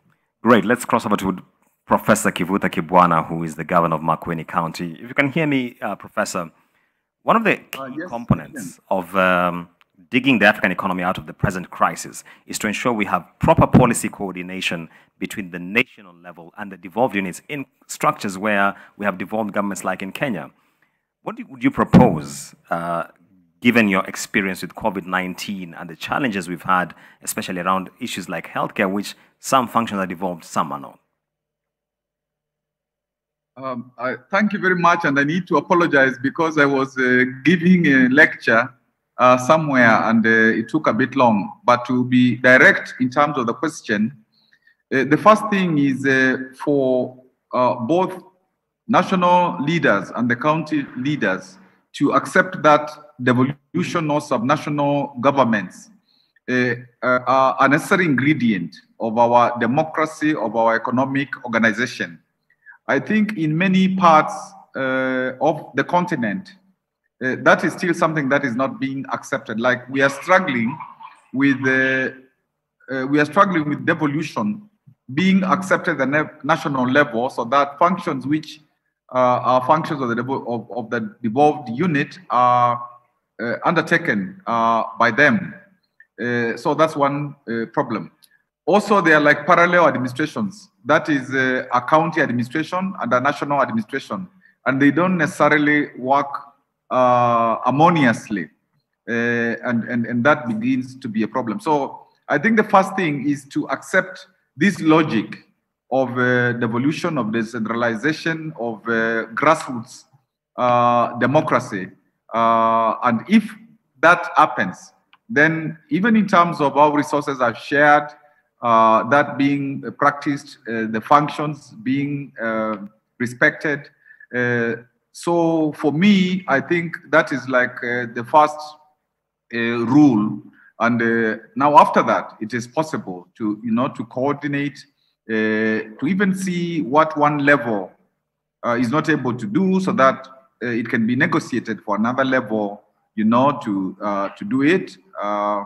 So I think for now, the one critical thing that I want to suggest to the entire continent is whether it is federalism, it is quasi-federalism, it is the type of devolution in Kenya, that is really the way to go to constitutionalize it and to implement it, and to make it focus on the economic organization of our people and the transformation of our societies. Yes. All right. Let me come back to Matsi as I asked my director just to remind me how much time I have left. Matsi, and this question also goes to Isaac. When you talk about crowding in capital to help businesses to rebound, one challenge that I often receive is the investors will ask you, then what are the exit options that I have? Because I come in to get a return at the end of it. And if you look at the markets that we have, capital markets are not significantly developed as we would have desired. I would have to identify another fund to be able to exit via them. Do you see this as a significant challenge when it comes to crowding in capital into these markets? Matsi? I wouldn't say that's a challenge based on what I've observed, right? The biggest challenge is at the startup, at the early stage investment, which is venture capital. But private equity is quite established on the continent. So exit opportunities there are quite... I think the market exit is the biggest challenge on our continent because we are just scattered everywhere, which is why the intra-Africa trade is so essential, because if we are 1 billion plus population and we're not leveraging that, we're not utilizing that, and we feel the need to now have to go outside the continent, that is a challenge. So that is one of the foundational areas that I felt that we actually have to fix, because if we don't, then we'll constantly be seeing ourselves as inadequate. But when it comes to capital, I think the VC space is the one that's very limited. But then when it comes to private equity, there is a lot of investment that would necessitate our ability to then go onto the continent, leverage value chains and various value chains on the continent. All right, and just to cross over to to John for his closing remarks, because I'm told we're running out of time. John, very briefly, what are your closing thoughts on this subject of digging the African economy out of crisis?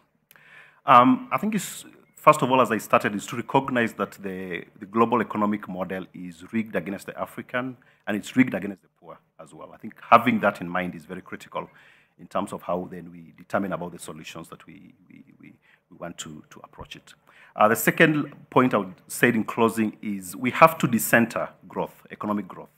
I think for me, probably economists have to learn how to bear discomfort and contradiction without necessarily resorting to the usual tactics. But we have to decenter growth. We have to look at development from a very broad-based perspective, looking at an economic development, trying to keep resources within the continent, looking at social development as well in terms of investments in areas that fight inequality, labor rights and fair wages as well, progressive taxation so that we're not taxing poor through the VAT and then we are letting capital tax flee off the continent. And also we have to look at the environment. We only have one planet. I think as Africa, we have the benefit of looking at the trees and everything else. Yes. So as we do economies, we do the social development, we also have to think of the environment. And I think for me, looking at those three issues has to be part and parcel of the conversation of digging the continent out of the crisis. Thank you. Isaac, very briefly, your closing thoughts, Isaac, very briefly. My closing thoughts are very simple. I think, look, whenever there's a crisis, there's an opportunity for growth and investment. And I think that currently Africa, the continent is in a unique position to sort of dig itself out of this crisis by doing a couple of things. A, making sure that we bring the AfCFTA to bear. We do need the AfCFTA. We do need to trade with each other. We do need to sort of solidify markets. But more importantly, also equally important, I do think there's a very big need for local capital, local investors to invest more on the continent. Okay. And then finally, when I talk about the dance between government and private sector, I think that we need to do more as private sector and civil society to work in concert with governments for some of these policy and frameworks that we all want on the continent. Isaac, thank you so much. Unfortunately, we have to leave it at that because of time constraints. My colleague Dan Mwangi is up next with some insights into what he's up to on the other side of this arena. Dan? Thank you very much, Julian, and quite an insightful conversation you've had there. Now, just before we go into the next session where we'll be speaking about vaccines and the race for the vaccine, I'm going to be speaking with Louis Otieno, I beg your pardon, who's a member of the COVID-19 Advisory Committee to the national government. And thank you for speaking to us. Maybe we could just begin by giving us an overview right now. What is the data telling us? Where are we? Well, let me start by correcting that. I'm actually sitting on a committee advisory to the Lake Region Economic Bloc, which is the 14 counties around the lake. The last set of data that we saw indicates basically that the trends vary depending on the counties. But what's important to note is the border counties that we kind of were used to seeing high spikes are less in terms of spikes, and what we're seeing is the rest of the region indicating a large spike. An indication that there's community infection going on right now, which we need to worry about as we go into December. And if we don't do something about it, we would see the kind of impact we are seeing post-Diwali in India, post-Thanksgiving in the US here. All right, now, yesterday I spoke to Kisumu Governor Anyang' Nyong'o, who said that according to the data that has been provided to him and to the other leaders in the Lake Region Economic Bloc, we are going to be seeing, the numbers in Kisumu are going up, for instance, and we are going to be seeing Kisumu peaking in about June 2021. Is that the case only for Kisumu, or do you also have a somewhat similar situation in the other counties in the region? Yeah, I haven't seen the rest of the surveys, but that's indicative and certainly going to be the case if we don't do something about it in December. We're going to be seeing some kind of peak as early as January, February. So what we do today as we go into these holidays is what's going to matter. All right, and just in closing, you've mentioned a lot about what we do today is what is really important. You've reiterated the same. What exactly does that mean in regards to, the festive season is here. What exactly are you pointing to? Well, if you listen to Professor Kamarogo, chairman of the committee, this morning, he emphasized intervention at the prevention level. It's more scalable, it's more affordable. It's really the basic stuff, right? Mask, washing hands, social distancing. I would add personal accountability, because if you drive up out of this area, I'm glad to see everybody here wearing a mask.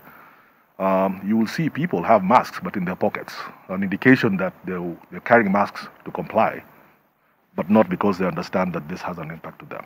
So there's an element of work to be done around getting people to understand there's a little bit of personal accountability here, even as we go about it. But it's really the basic stuff: wearing a mask, social distancing, washing hands, and more so as we go into the season we're going into right now. All right, thank you very much, Leo Teno. And you've heard it from him that it's important that as we get into the festive season that we make sure that we follow what we could call the basics, which we've been speaking about right from March, when we had the first COVID-19 patient in Kenya. Wash your hands with soap and running water. Let it, rinse them for at least 20 seconds. They say 20 seconds is about singing the happy birthday song once. So it may not be your birthday, but for December, sing happy birthday to Jesus once as you rinse your hands, or use sanitizer, or you could, and then you should also wear a mask and wear it properly. Some have been told they're wearing their masks as though they are trying to hold their chins from falling. So just put on your mask well, which means cover your nose and your mouth. So now I'd like to hand over to Edmond Nyabola to pick up the conversation from here. Edmond. Thank you so much, Dan. We will wash our hands, of course, until we find a vaccine and cure for COVID-19. And talking about vaccines, this is our next session. As you see there, the vaccine race. Africa should not be left behind. This is a very critical conversation to have at this moment in time. But as Professor Kamarogo said earlier, this excitement we are having about vaccines, he doesn't see why we're excited. He says it's much ado about nothing, and that we need to keep just observing the guidelines. To lead us through this discussion is Smriti Vidyarthi. Over to you. Edmund, thanks very much indeed. It certainly is a crucial conversation. The coronavirus pandemic threw the world upside down, to say the least, but there is a ray of hope, and that is the production of a vaccine. But there are complexities, and during this panel we will discuss really what it means to get vaccinated, why it's so important, and the challenges in getting that vaccination on the continent. I've got three panelists joining me this evening, and they will join me virtually. Dr. Catherine Chobutunji, she is the Executive Director of the African Population and Health Research Center. She joins us from Nairobi. Also, Lolem Ngong, she is the Chief of Staff at Amref Health Africa, also joining us virtually from Nairobi. And from Brazzaville, Congo, we are joined by Dr. Richard Mihigo. He is the coordinator of the Immunization and Vaccines Development Program at the WHO Regional Office for Africa. Pleasure to have you all with us, and thank you for being part of this key conversation. Now, just today, a grandmother from the United Kingdom became the first ever person in the world to get the COVID-19 vaccine. This is great news, and it certainly is big news. But what about us here on the African continent? I'll start with you, Dr. Mihigo from the WHO. Where are we at in the race for Africa to get this vaccine? Are we ready?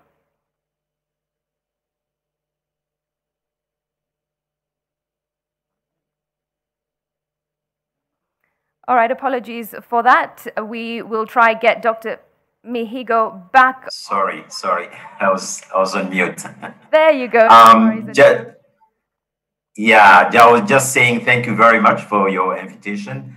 It's really a pleasure and honor to be part of this conversation. And I would like also to say hi to my fellow panelists on this thing. So indeed, as you said, this is a very historic moment we are living in. The vaccine we will all be waiting for has started to be rolled out. We do hope that this will be just the beginning of a long journey. We have started today in the UK. We do hope that these vaccines are going to get to Africa quite soon. We are working hard at WHO through the COVAX facility to make sure that African countries are not going to left behind on this race. So hopefully we'll have time to discuss this and provide a bit more detail on what has been done so far to secure a vaccine for Africa as well. Well, you can tell us now, Dr. Mihigo, how ready is Africa? Because there are challenges and complexities. It's not as straightforward as some may think to get the vaccine on the continent and store it. So where are we at this point? Well, I mean, there are still some challenges along the way to get the vaccine in Africa. I think, as you know, vaccine is one thing, but what is more important is vaccination, to get the vaccine be used to immunize people. So on the product itself, I think there is now great hope because we have seen several products now that have show quite very high efficacy data. This was quite a very surprising expectation. We were all betting at the beginning of an efficacy around 50 to 60%, but most of these vaccines have proven to be quite very effective, at least the 3 ones that we have data so far. The second issue, it's once the vaccine become available, how do we deliver this vaccine? And we have started to work with all the countries on the region, trying to assess what is their preparedness level, using a minimum of criteria to go through all the health system and then try to assess how ready the country are really to roll out these vaccines. Unfortunately, from the data that we have today, it appears that most of the countries are not yet ready. We have overall a 30%, 35% average readiness in terms of the country. It depends on the different pillars when we are looking at them in terms of logistics. This is where maybe we are lagging a bit behind. Most of the country are yet to complete their cold chain requirement to make sure that these vaccines, once they become available, can be indeed used in our continent. We do have some issue with the regulatory approval. Some of these products are products that have been developed using novel technology. So we are working with the regulators, the ethics committee, to make sure that they can provide the best approach to approve this vaccine. So a long way to go, but the country are getting ready slowly. All right, thanks very much. Hopeful news, but at the same time, we do certainly hope that there will be faster progress. But while we are very eager to get this vaccine on the continent, Dr. Catherine, are we sure that it will in fact work on African populations?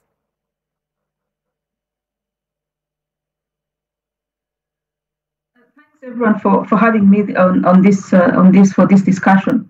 I think that's a question that is a good one, and even as we get ahead of ourselves trying to figure out the logistics, I think that's a question that could actually throw this a spanner in the works, because amongst all the tens of studies that have been going on around the world, there are only 3 that are happening on the African continent, at least as far as I know. And these are testing actually 2 candidates of the vaccines, one of which is the Oxford, and then one other candidate. So we may be getting ahead of ourselves about how effective these vaccines are going to be. And then the study that is going on in Kenya and South Africa says that actually the efficacy is not as good as we thought. But of course, we are hopeful because some of these studies have included, participants of African descent, especially in the US and the UK. But then, that's still a question. It's possible that it will work, but it's also possible that it will not work as well as we expect because of our own, peculiar circumstances in Africa with regards to things like HIV, like TB, and all that. So the jury's still out there. The studies are still ongoing. This has been quite unprecedented, the way the vaccine have been developed, whereby different phases of the trials have been combined. So even as we're still testing efficacy, there was already, studies which are a little bit far ahead. So the work is going on. We are hopeful that the few studies which are happening on the African continent at least will tell us about what to expect with regards to how this vaccine ends up working in African populations, and that actually it will be as safe and as efficacious as has been observed, in other settings. All right, Dr. Catherine, thank you. Let's be positive and assume that the vaccination will work on African populations. But then there arises another issue, Lolam. Communities trusting this vaccine. A lot of people may feel they don't want to be vaccinated. How are we dealing with that?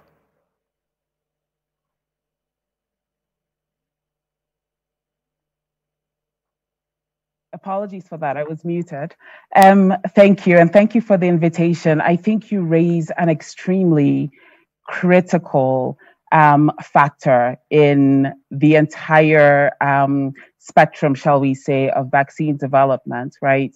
While we go through and we do all the important work that my fellow panelists have mentioned, vaccine development, at the end of it, we have to think about who we're manufacturing vaccines for, who is our end users.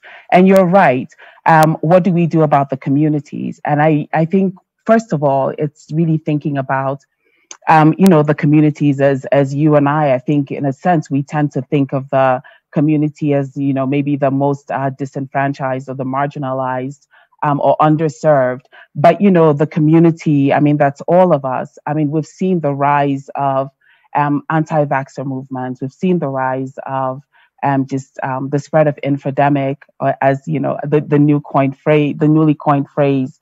And so, what I, in my opinion, and I think a lot of us share this opinion, is we're a little bit behind in community ownership. And so we do have an opportunity, as we anxiously wait for the vaccine, we do have an opportunity to sensitize our communities, to increase community ownership, and to really create effective mechanisms, effective channels to have this discussion with communities. What does it mean to be engaged in clinical trials? What does it mean? Why should we have clinical trials on the continent? As Catherine just stated, there's so many disease, there's so many other factors, our high HIV prevalence, other disease factors, so why is this important? Our communities need to understand why clinical trials are important and are an important phase in vaccine development, so that we start from the beginning, we co-create with the communities, and by doing so, we do end up with high uptake in vaccines. That's the ideal. And so as we wait for the COVID vaccine, I think that's a really important conversation for us to have as, public health experts, policymakers, behavioral scientists, etc. Thanks so much, Lolam. Dr. Mihigo, what you basically said was that, well, not exactly in these words, but Africa is lagging behind. We are not ready for this vaccine, even if it was easy to store. Take us through what African governments need to do to ensure that we do get ready. Well, maybe let me clarify that point. It's what I'm trying to say is that beside the product, the vaccine itself, like for any vaccination drive campaign that is conducted, we try to support country to make sure that people who are supposed to get the vaccine are really going to benefit from it. So to get to that point, you need to put in place a minimum of processes that to make sure that the whole vaccination drive is going to go on quite well. So this is the process that we have started to really assess country by country what is the level of preparedness for this vaccine once the products will become available. And it's clear that some areas are weaker than others. I think my predecessor just said something interesting in terms of community acceptance and uptake. We have seen, for instance, a lot of rumors, misinformation, particularly with this COVID-19 vaccine. And this is an area that we are paying quite a very, very particular attention to make sure that our population, communities, you and me, are getting the right information so that people can be ready to accept the vaccine when it's become available. Secondly, I think there are also additional other measures that we are currently following to make sure that the healthcare workers who are going to deliver this product are well informed, trained. We have the necessary logistics in place to deploy the vaccine up to the very remote area where people need to take them. You have probably heard that some of the vaccines, at least from the 3 vaccines that have so far released their efficacy data, some may require a very complicated cold chain system to be in place before to deploy those vaccines. So it's what we call the ultra cold chain, sometimes storing the vaccine up to minus 80 degrees Celsius. So it's not easy, but it's not impossible also. A country like DR Congo and some of the surrounding countries around DR Congo during the Ebola outbreak used Ebola vaccines that was also being stored at minus 80 degrees. So with the right preparation, the right support, we were able, for instance, in DRC alone, to immunize more than 400,000 people, and sometimes in very, very remote rainforest area where there is no roads, no transportation network. So preparation is key for any vaccination drive, and this is what we really want to make sure that our country starts this preparation now to make sure that once the vaccine become available, the deployment can be smooth and can go quite quickly to make sure the people who need really the vaccine can get it immediately. Are you able to give us a timeline as to when we can expect to be ready and expect to get the vaccine on the continent? So for the timeline, it's quite very difficult to say with clear detail how the timeline will be. But if we take, for instance, and this is what we would like first to stress, from the country perspective, on the receiving hand, do we have all the things in place to make sure that our country are ready to deploy the vaccine? So for that, we have been working with countries and to make sure that in the next 2 to 3 months, all the preparatory steps needs to be in place in all the countries in the region. Now, with regard to the deployment of the vaccine itself, this is a bit complicated because, as you know, there have been a big issue on supply globally, and some of these supply have been pre-ordered by some of the developed countries. So for the moment, through the COVAX facility, that is an initiative that has been put together by WHO, Gavi, the Vaccine Alliance, and CEPI, to make sure that low-income country can also get access, an equitable access to the vaccine at the same time as the developed world. We are quite reassured with the preliminary steps that have been taken. For instance, the resource required, at least up to December for this year, to secure a minimum dose of the vaccine have been made. So we had an objective of raising $2 billion US, and so far 2.1 billion have been raised. There is also additional resources that will be required next year. So we do hope that at least by end of first quarter, we might start to see some of the vaccine starting to be deployed in the country in this region. But it will all depend on the rhythm by which the vaccine will be produced globally, and then the reassurance that we've got through the COVAX facility of additional deals that could be made with vaccine producers, so that we have enough capacity to cover people in Africa. I would like just to close on that point by saying that the objective really, it may not be possible to vaccinate everybody. And I think that is the case everywhere. But at least for the COVAX facility, the ultimate objective was at least by end of next year, 2 billion people, 2 billion doses can be distributed, which will at least cover 20% of the population in each of the countries that are eligible to that mechanism. All right, thank you. That brings me to my next question, and I'll direct that to you, Dr. Catherine. In one of the earlier sessions, the question was raised, who ought to be vaccinated first? And the panelists raised the points. Will it be the president and the cabinet? Will it be members of parliament? Or will it be the elderly? Or will it be health workers who are working on the front line?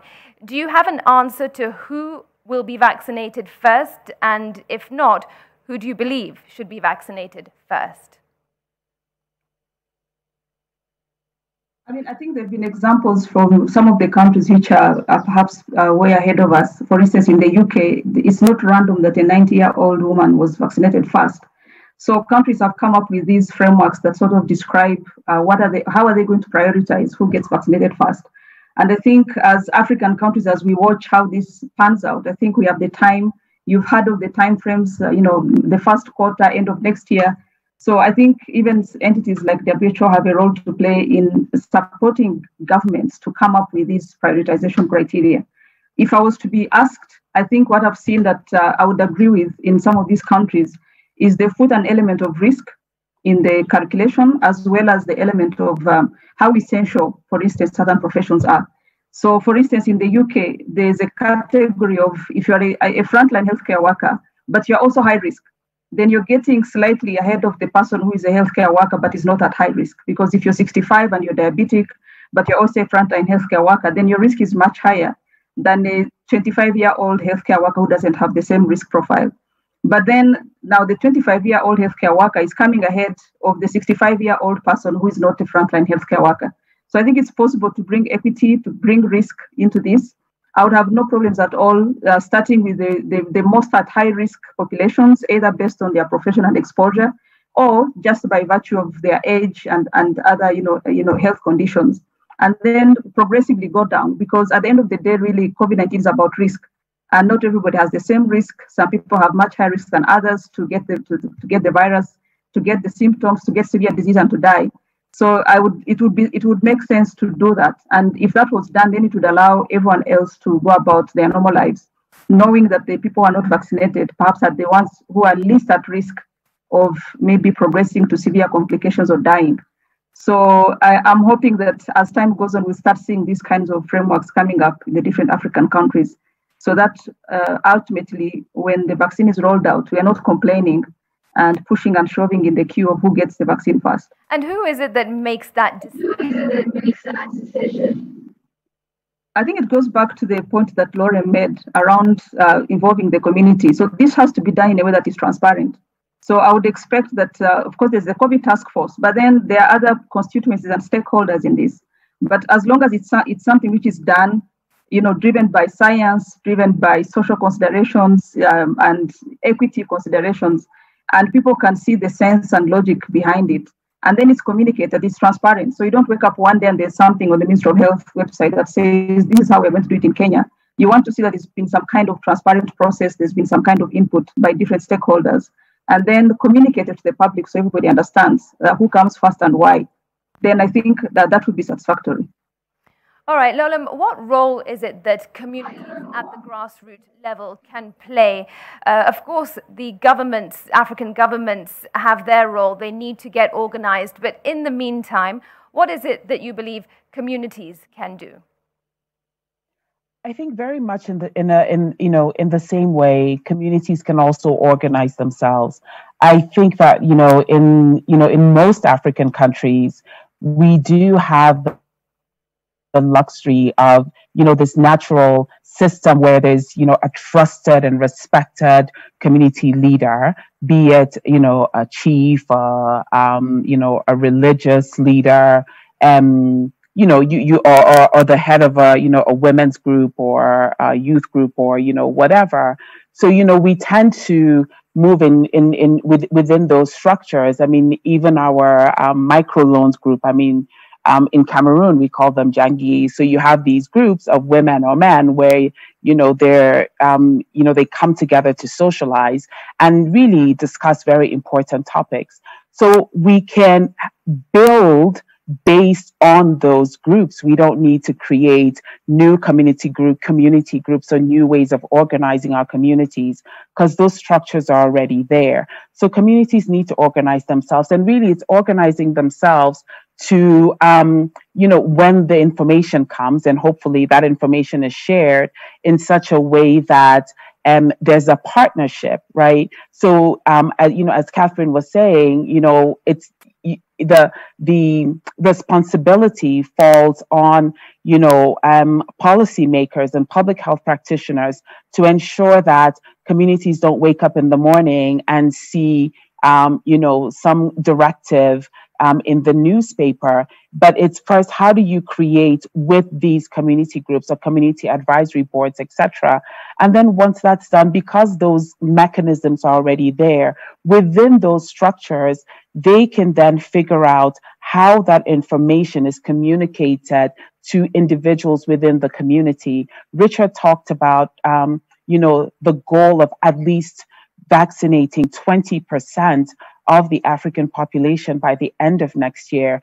It is important for communities to understand how we arrived at the 20%. So we will have to figure out a way to ensure that community leaders very much understand, or very well understand, why the 20%, and then, why does the 25-year-old get vaccinated, 25-year-old healthcare worker who has a higher potential to be exposed, get vaccinated before, another 25-year-old, or, you can switch the ages.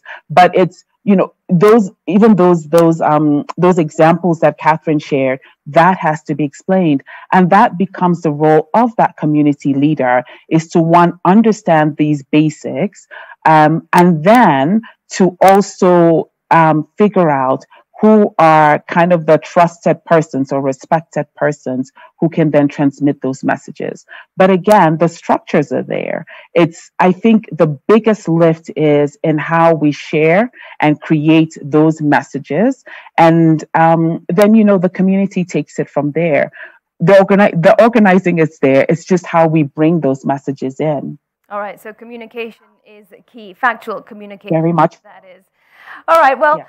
Accessibility is one thing, but affordability is another thing. Dr. Richard, how much is it going to cost the average Kenyan to get a COVID-19 vaccination? Yeah, that's a very important point. If you allow me, I would just want to say a few words on the issue of prioritization. I think my colleagues, both Lolam and Dr. Catherine, I think put it very nicely. And I think want also to stress the fact that even us at WHO, I think we've really stressed the fact that any decision in terms of prioritization needs to use the data, the evidence that we have to make sure that the groups that are being prioritized first are really the ones that are needing most the vaccine. So I think Catherine said it very well. Transparency will be key. To really improve the trust of the community in this process. So we have developed a prioritization matrix that we are currently sharing with countries that is built around few key principles that we believe are important for people to access the vaccine. We don't want to get in a situation where the fewer doses that will become first available are grabbed by a group that is maybe not necessarily the one that is more at risk or needs the vaccine the most. So I think it's very important. It has been a message that we've been communicating to all the countries. Okay, thank you. Now, having said that, I think the costs, it's another really problem. And unfortunately, we have a situation where many countries in Africa, because of the costs in the past, have been lagged behind in accessing the vaccine. If you recall very well, in 2009, during the H1N1 pandemic, which usually called as influenza, the flu pandemic, and fortunately, which was not as bad as what we are experiencing now, African country could not afford at all the cost of the vaccines. So to avoid the repeat of such a situation, this is how the idea of what we are calling the global solidarity came about.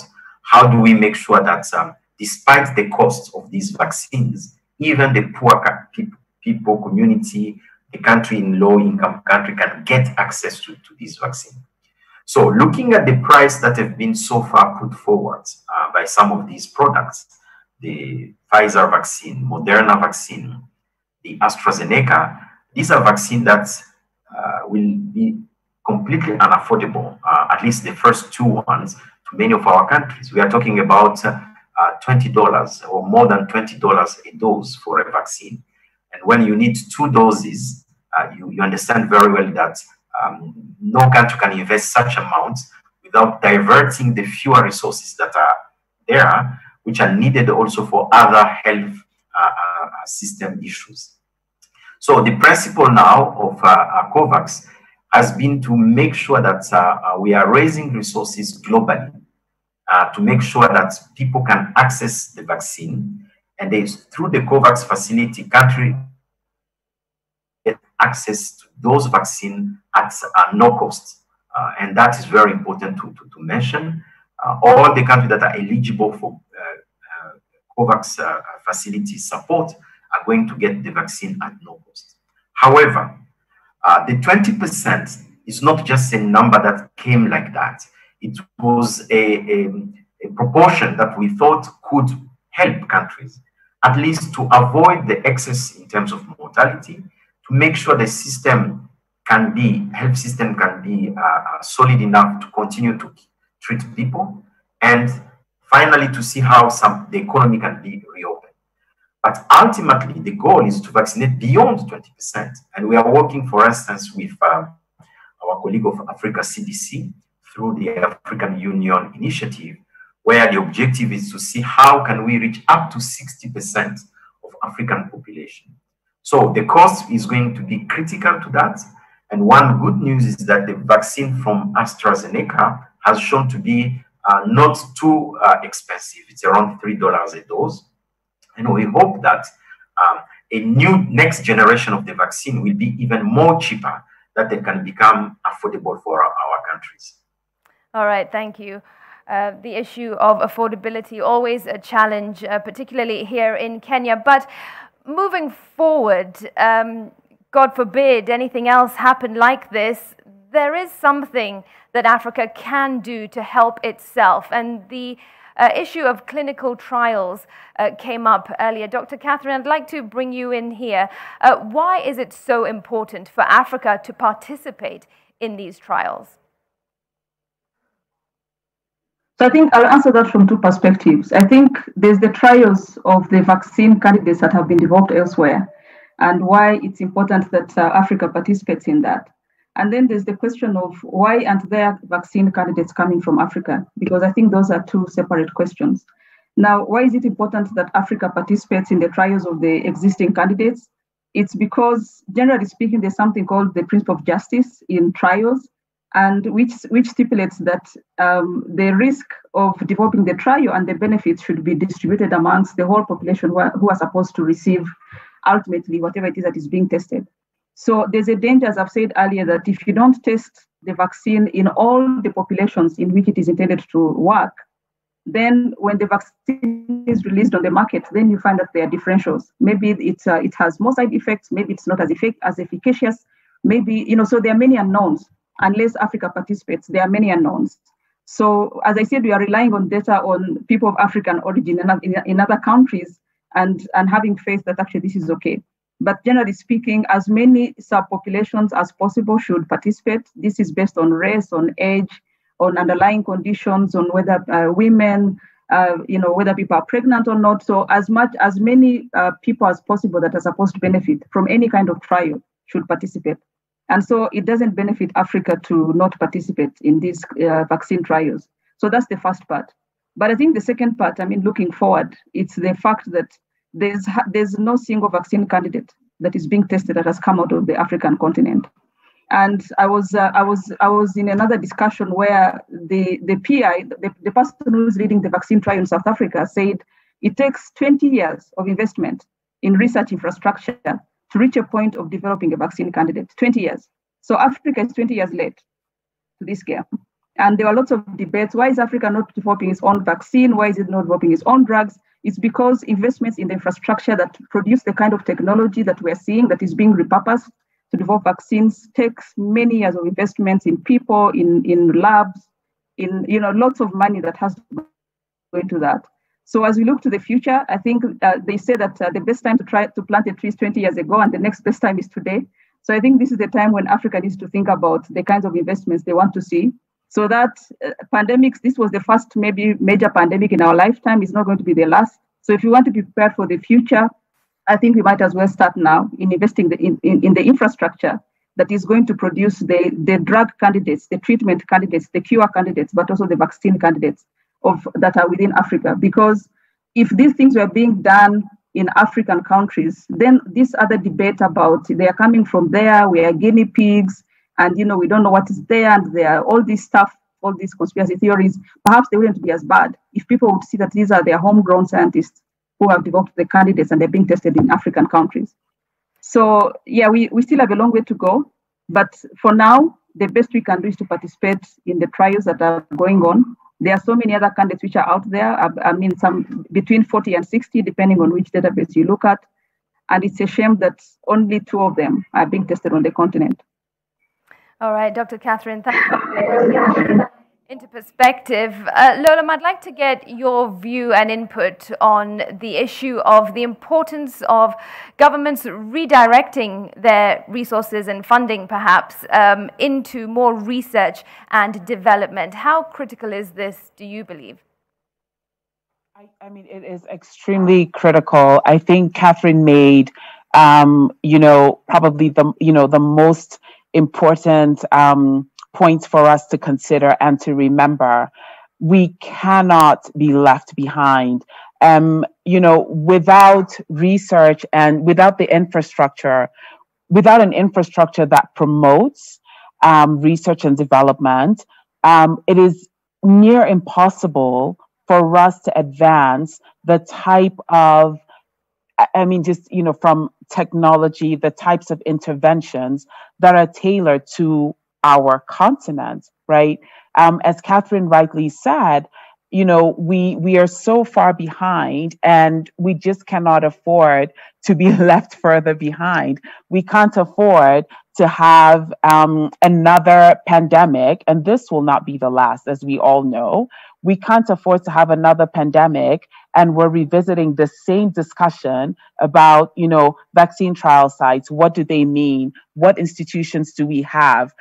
What can governments afford? Should we redirect resources? We just cannot afford another conversation of this type. So it is research and development is extremely critical. And I think even beyond vaccines.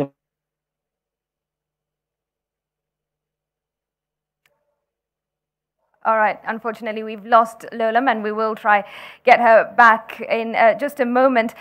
Dr. Mihigo, again, so much eagerness and excitement about the existence of a vaccine.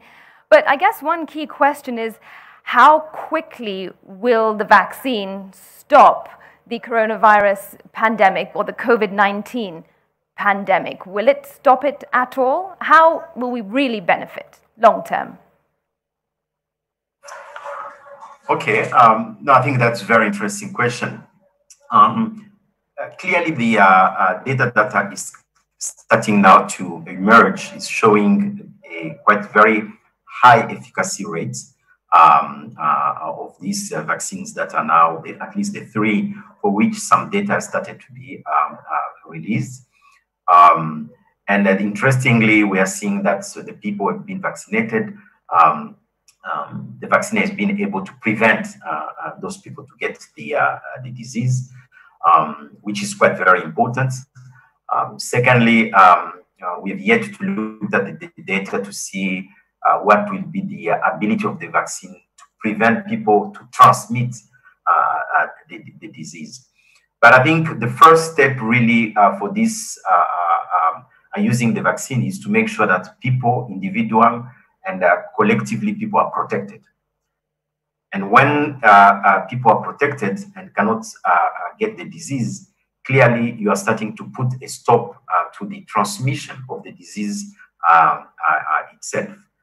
And I think this is where the importance of what we call the herd immunity become important. When you vaccinate a few number of people, but at the same time, you provide a protection almost for the entire group.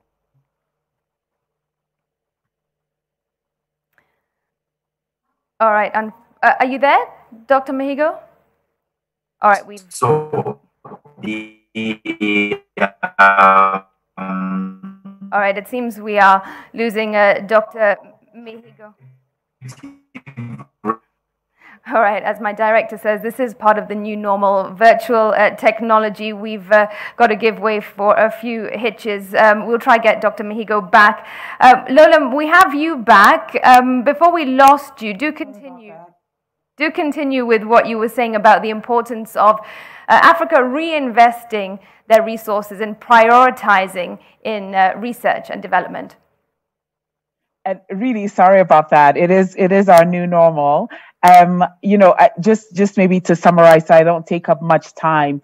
What I really wanted to emphasize was, one, research and development is critical. I don't think we have an option but to invest. Really good point. I presume that's what you were about to say. All right, we've lost Lolam again. Dr. Catherine, are you there?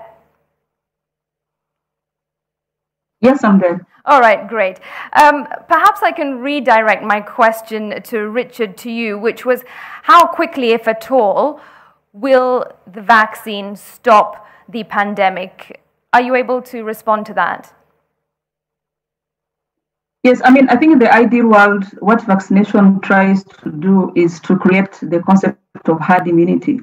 We've heard about herd immunity during this pandemic, from a different perspective, where people can get herd immunity either by getting exposed to the virus itself, so they develop immunity against it, or they can get herd immunity by getting vaccinated. So herd immunity happens when you have a lot of people who are immune to the virus, that the transmission chain is broken, because whoever gets it cannot pass it on to the next person, because that person has, antibodies and they cannot get the virus.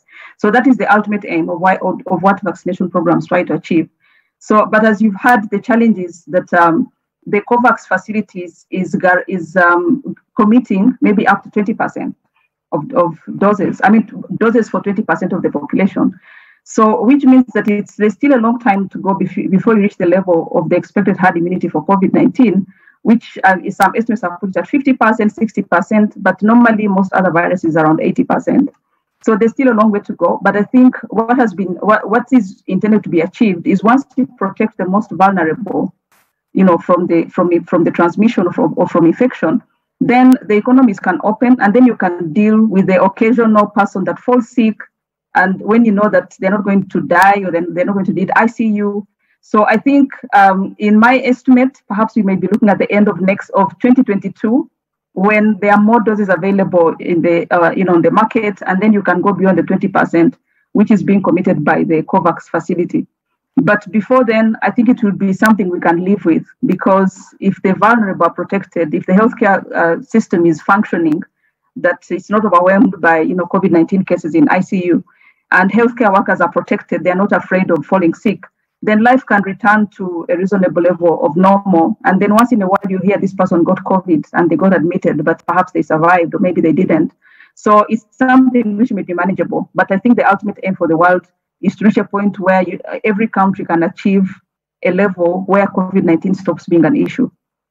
All right, I've just got a quick question related to the elderly who fall in the vulnerable group. Now, when people are immunized or vaccinated, it usually happens when they're babies or very young children. How effective will the vaccination be if people are being vaccinated when they're 90 years old as opposed to when they're a baby? We don't often see elderly people. In most of the trials, which I was just going to say we don't normally. So what has happened in most of these? Go ahead. Yes. So what has happened in most of these trials? They are targeting different age groups, but majority of them are targeting the age group between 18 and 65. A few of them are recruiting participants above the age of 65. A few of them, especially in China, are recruiting children under the age of 18. Some have gone as far as 2-year-olds and all that, because you want to see, as I've said earlier, if the intent is to vaccinate everybody, then you want that the trials have captured and the vaccine has been tested in all the target groups, as by age, by sex, and all the things that I mentioned earlier. So interestingly, most of the studies have been done in adults. And therefore, the vaccine response does not necessarily depend on the age, because what the vaccine does, if you get affected by the virus, your body responds to it by creating antibodies to fight the virus. So the vaccine is priming the body to create antibodies so that when you get the real thing, the antibodies are there and they fight the virus off so you don't get sick. So that is not necessarily age dependent. And if it was, that would have been observed in the clinical trials because the numbers were large enough to see differences in the immune response in these age groups. So that's not an issue at all, that all the people will be able to respond. The differences perhaps may not be significant. I've not looked at the breakdown of what the studies have done, but the studies have actually focused on adults, and so they're able to see whether the immune response varies by age, but that would be a surprise. That shouldn't be expected. But maybe going back to the earlier point that was being said about the information and the infrastructure and all the plans, I think maybe something that we may be missing is the fact that children are the ones who are traditionally vaccinated. And generally, it's women and children who use healthcare services, preventive healthcare services, generally speaking. They're the ones who go for vaccination and for family planning and for all those things. They're the ones who use up healthcare services when they're not sick. The majority of the population only got healthcare facilities when they are sick. So even as we plan for the rollout, we need to think about the fact that it may be not straightforward, that a 70-year-old or 80-year-old woman leaves her home to go to get a vaccination shot.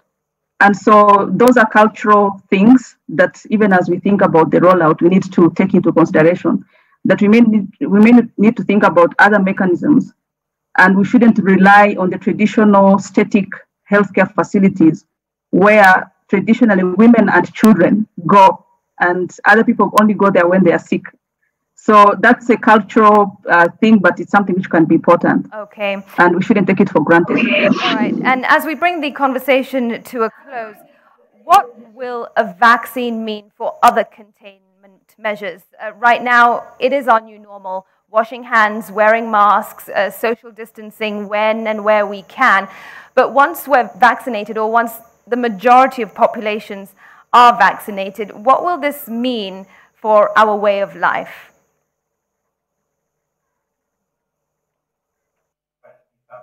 Oh. All right. If you don't mind, Dr. Catherine, it seems Dr. Mihigo is back, so I'll allow him to respond to that question, if that's all right. Thank you. Go ahead, Dr. Mihigo. No, thank you, and thanks, Catherine. I think I was following quite carefully the answer you have provided. I think I fully agree with you on all those points. Just going back to your point, I think if at all we have learned something out of this pandemic, it's the implementation of some of the basic principles of hygiene and personal protection. That's quite very, very useful. We have seen, for instance, some data that's showing that some of the diarrhea diseases in children have been reduced because of the hygiene measure that have been put in place, washing hands, not touching everything, etc. So it's true, and we hope that when vaccination will start, we need to keep at least the implementation of some of these public health measures that has proven really very helpful, not only to protect against COVID-19, but on a range of many other communicable diseases that are driven by what we usually call dirty hands, diarrhea diseases, respiratory infection, etc. So I think we need absolutely to keep, and then all these good practices that we've learned from COVID-19, and I think it's going to make a big difference in our day-to-day life moving forward. Okay, Dr. Richard, thanks very much. Lolam, I'm not sure if you are back with us, but unfortunately, we're out of time now, but great insights there from all of my guests. Thank you very much for sharing your expert views during this panel session. I've been speaking to Dr. Catherine Chobotunji, the Executive Director of the African Population and Health Research Center.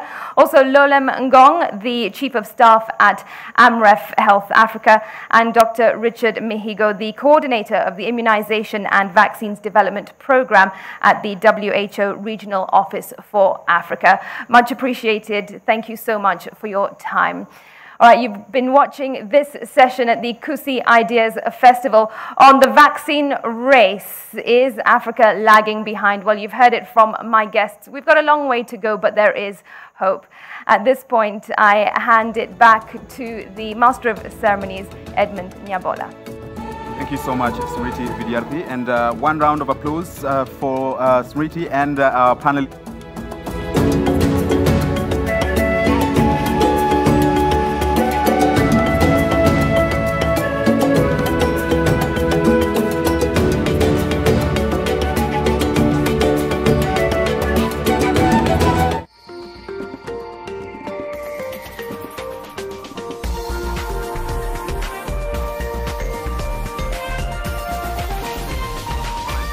This is NTV.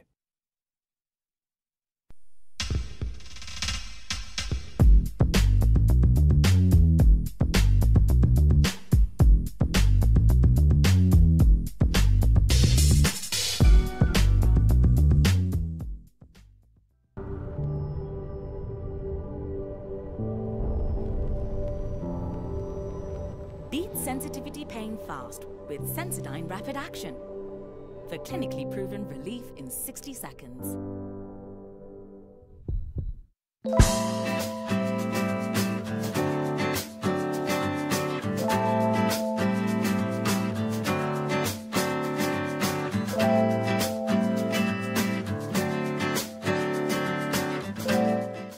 We'll take nothing for granted and always remember to taste the simple joys.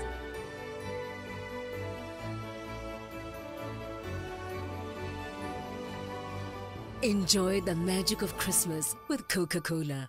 Roofing Insights. When roofing, choose custom-made roofing mabati that saves up to 25% on off-cut cost. Ensure the company has variety of colors and profiles to choose from. Must be KEBS certified and provide fast and free delivery countrywide. You can now enjoy our Christmas mega sales on all tile profile charcoal grey matte finish gauge 28 at only 645 shillings per meter.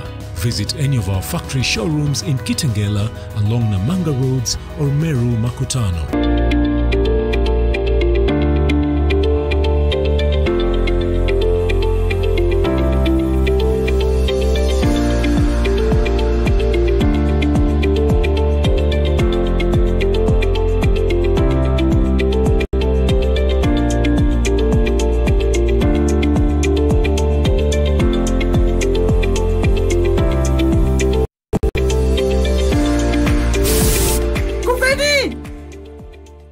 Premium candles. It is made of pure Our fully refined paraffin works. It doesn't have smoke. It has long burning hours. It is non-drip.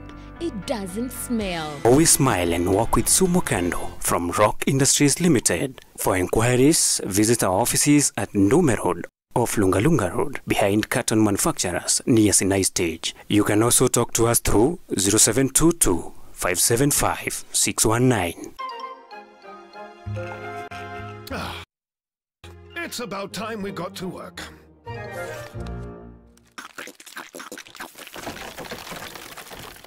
There we go. Red Bull gives you wings. We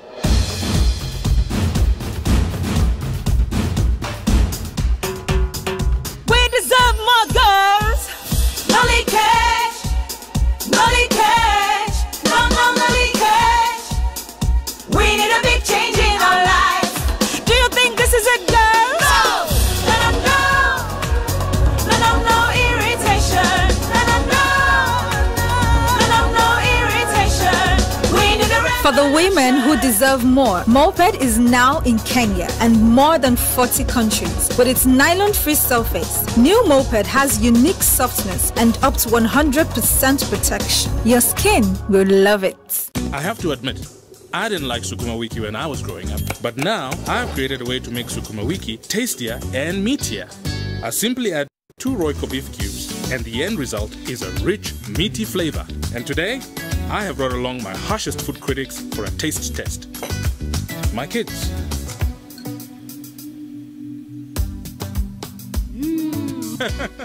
More, please. Royco beef cubes. Add 2 small cubes for a big, meaty taste. Did you know at Ruiru Mabati Factory you can open an account and lipa pole pole at your convenience? Did you know at Ruiru Mabati Factory you can get customized sizes according to your roof plan to avoid wastage? Did you know Ruiru Mabati Factory offers free delivery countrywide within 72 hours? To order, call us now on 0111 050 700. Ruiru Mabati Factory, mali safi kwa bei poa.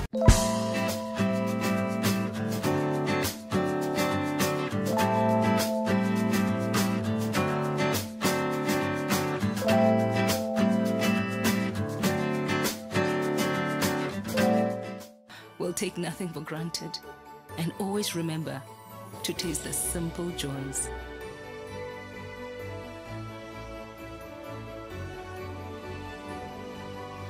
Enjoy the magic of Christmas with Coca-Cola.